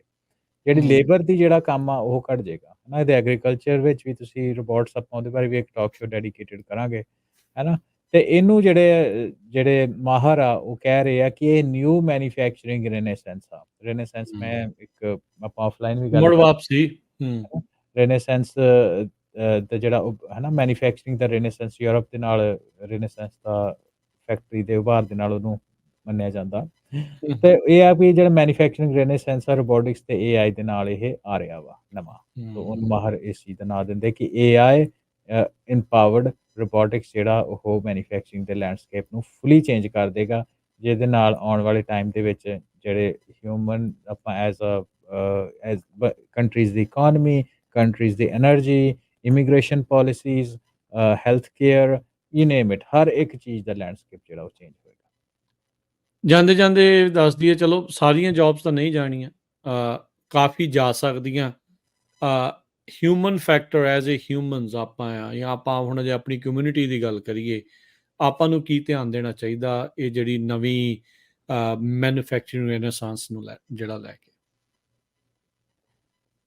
ਹਾਂਜੀ, ਸੋ ਰਾਜਕਰਨ ਗੱਲ ਤੇ ਉੱਥੇ ਘੁੜ ਮੁੜ ਕੇ ਗੱਲ ਉੱਥੇ ਆ ਜਾਂਦੀ ਆ, ਹੈ ਨਾ, ਕਿ either be a part of it, ਹੈ ਨਾ, ਜਾਂ ਤੇ ਤੁਸੀਂ See it ਉਹਦੇ from the ਕ੍ਰੀਏਟਰ ਬਣ ਜਾਓ sidelines, ਤੇ the ਜਾਂ side of the be victim. Affected by it. Yeah. ਤੇ ਸਿੰਪਲ ਗੱਲ ਉੱਥੇ ਹੈ ਕਿ ਅੰਡਰਸਟੈਂਡ ਕਰੋ, ਲਰਨ ਕਰੋ, ਅਡੈਪਟ ਕਰੋ, ਤੇ ਜੇ ਤੁਸੀਂ ਨਹੀਂ ਕਰੋਗੇ ਤੇ ਤੁਸੀਂ ਫੇਲ ਹੋਵੋਗੇ ਆਉਣ ਵਾਲੇ ਟਾਈਮ ਦੇ ਵਿੱਚ। Keep your mind open, brain open ਰੱਖੋ, ਹਾਂਜੀ, ਦੇਖੋ ਕੀ ਹੈਗਾ ਆ, ਮੈਂ ਨਵੀਆਂ-ਨਵੀਆਂ ਜੀ, ਚੀਜ਼ਾਂ ਸਿੱਖੋ। ਇਹ ਮੈਂ ਗੋਲ-ਮੋਲ ਗੱਲ ਨਹੀਂ ਕਰਨੀ, ਪਰ ਮੈਂ ਹੋਰ to be more specific repeat ਗੱਲ ਕਰਦਾ ਤੇ ਕਲੀਅਰ ਗੱਲ ਕਰਦਾ ਕਿ ਜੇ ਤੁਸੀਂ ਸਟੂਡੈਂਟ ਹੋ ਤੇ ਫੋਕਸ ਕਰੋ AI ਨੂੰ ਲਰਨ ਕਰਨ ਵਾਸਤੇ, ਟੈਕ ਨੂੰ ਲਰਨ ਕਰਨ ਵਾਸਤੇ, ਤੇ ਜ਼ਿਆਦਾ ਤੋਂ ਜ਼ਿਆਦਾ ਜਿਹੜਾ ਫੋਕਸ ਆ ਉਸ ਚੀਜ਼ ਦੇ ਵੱਲ ਦਿਓ। ਜੇ ਤੁਸੀਂ ਬਿਜ਼ਨਸਮੈਨ ਹੋ, ਵੇਖੋ ਵੀ AI ਤੁਹਾਡੇ ਬਿਜ਼ਨਸ ਦੇ ਵਿੱਚ ਤੁਹਾਨੂੰ ਕਿੱਦਾਂ ਹੈਲਪ ਕਰ ਸਕਦੀ ਹੈ, ਉੱਦਾਂ ਦੇ ਟੂਲ ਤੁਸੀਂ ਇਨਕੋਰਪੋਰੇਟ ਕਰੋ, ਹੈ ਨਾ। ਜੇ ਤੁਸੀਂ ਕੋਈ ਹੋਰ ਤਰ੍ਹਾਂ ਦਾ ਤੁਹਾਡਾ ਕੋਈ ਕੰਮ ਹੈਗਾ ਮੈਨੂਫੈਕਚਰਿੰਗ, ਜਿੱਦਾਂ ਆਪਾਂ ਅੱਜ ਦੀ ਐਗਜ਼ਾਮਪਲ ਲੈਂਦੇ ਹਾਂ, ਜੇ ਤੁਸੀਂ ਮੈਨੂਫੈਕਚਰਿੰਗ ਦੇ ਬਿਜ਼ਨਸ ਵਿੱਚ ਹੋ ਤੇ ਇਹਨੂੰ ਵੇਖੋ ਕਿੱਦਾਂ ਇਨਕੋਰਪੋਰੇਟ ਕਰ ਸਕਦੇ ਹੋ। ਤੇ ਜੇ ਤੁਸੀਂ ਇਨਵੈਸਟਰ ਹੋ ਤੇ ਇਹ ਦੇਖੋ ਵੀ ਆਉਣ ਵਾਲੇ ਟਾਈਮ ਦੇ ਵਿੱਚ ਕਿਹੜੀ ਇੰਡਸਟਰੀ ਨੂੰ AI ਨੇ ਇੰਪੈਕਟ ਕਰਨਾ ਜਾਂ ਨਹੀਂ ਕਰਨਾ, ਤੇ ਉਹਦੇ ਅਕੋਰਡਿੰਗਲੀ ਤੁਸੀਂ ਆਪਣੇ ਇਨਵੈਸਟਮੈਂਟ ਡਿਸੀਜਨ ਬਣਾ ਸਕਦੇ ਹੋ, ਹੈ ਨਾ। ਸੋ ਜੇ ਤੁਸੀਂ ਇਮੀਗ੍ਰੇਸ਼ਨ ਦੇ ਰਿਲੇਟਡ ਕੋਈ ਕੰਮ ਕਰ ਰਹੇ ਹੋ, ਉਹ ਵੀ ਲੈਂਡਸਕੇਪ ਅਸੀਂ ਤੁਹਾਨੂੰ ਦੱਸਿਆ ਚੇਂਜ ਹੋ ਰਿਹਾ। ਸੋ ਡਜ਼ ਨਾਟ ਮੈਟਰ ਤੁਸੀਂ ਕਿਹੜੇ ਫੀਲਡ ਦੇ ਵਿੱਚ ਹੋ, ਆਪਣੀ ਇੱਕ ਜਿਹੜੀ ਆਏ ਆ, ਆਪਣੀ ਇੱਕ ਅੱਖ ਆ, ਜਿਹੜਾ ਜਾਂ ਧਿਆਨ ਆ, ਉਹ AI ਇਵੋਲਵ ਜਿਹੜਾ AI ਇਵੋਲਵ ਹੋ ਰਹੀ ਆ ਉਹਦੇ ਉੱਤੇ ਜ਼ਰੂਰ ਰੱਖੋ। ਉਹਦੇ ਨਾਲ ਤੁਹਾਨੂੰ ਬਹੁਤ ਜ਼ਿਆਦਾ ਇੰਪੈਕਟ ਹੋਏਗਾ। ਜੇ ਤੁਸੀਂ ਨਹੀਂ ਰੱਖੋਗੇ ਤੇ ਆਉਣ ਵਾਲਾ ਟਾਈਮ ਹੈ ਨਾ ਸ਼ਾਇਦ ਤੁਹਾਡਾ ਔਖਾ ਹੋਊਗਾ। ਵਧੀਆ ਨਾ ਹੋਵੇ। ਜੀ। ਸੋ ਧੰਨਵਾਦ ਹਰਵਿੰਦਰ। AI ਦੇ ਨਾਲ, ਮੈਨੂਫੈਕਚਰਿੰਗ ਦੇ ਨਾਲ, ਰੋਬੋਟਿਕਸ ਦੇ ਨਾਲ ਅੱਜ ਜਿਹੜੀ ਉਹ ਆਪਾਂ ਗੱਲ ਕੀਤੀ ਆ, ਔਨਸ਼ੋਰ ਮੈਨੂਫੈਕਚਰਿੰਗ ਦੀ ਜਿੱਥੇ ਗੁੱਡ ਨਿਊਜ਼ ਆ, ਦੂਜੇ ਪਾਸੇ ਹਿਊਮਨ ਫੈਕਟਰ ਘਟਣ ਦੀ ਜਿਹੜੀ ਆ ਉਹ ਵੀ ਨਾਲ ਜਿਹੜੀ ਇਸ ਦੇ ਵਿੱਚ ਗੱਲ ਆ। ਸੋ ਇਹ ਬੈਲੈਂਸ ਕਿੱਦਾਂ ਬਣੂਗਾ, ਕਿਵੇਂ ਹੋਊਗਾ, ਪਰ ਫਿਊਚਰ ਇਜ਼ ਚੇਂਜਿੰਗ ਤੇ we have to change with it. So ਉਹਦੇ ਹਾਂਜੀ, ਨਾਲ ਆਪਾਂ ਨੂੰ ਦੇਖਣਾ ਪੈਣਾ, ਤੇ ਅਸੀਂ ਇਸ ਤਰੀਕੇ ਦੇ ਨਾਲ ਪੰਜਾਬੀ ਟੈਕ ਟਾਕ ਦੇ ਵਿੱਚ ਤੁਹਾਨੂੰ ਜਿਹੜਾ ਆ ਇਹ ਜਾਣਕਾਰੀਆਂ ਦਿੰਦੇ ਰਵਾਂਗੇ। ਜੁੜੇ ਰਹੋ ਇਦਾਂ ਹੀ ਪੰਜਾਬੀ ਰੇਡੀਓ USA ਨਾਲ। ਹਰਵਿੰਦਰ, ਬੜੀ ਮਿਹਰਬਾਨੀ।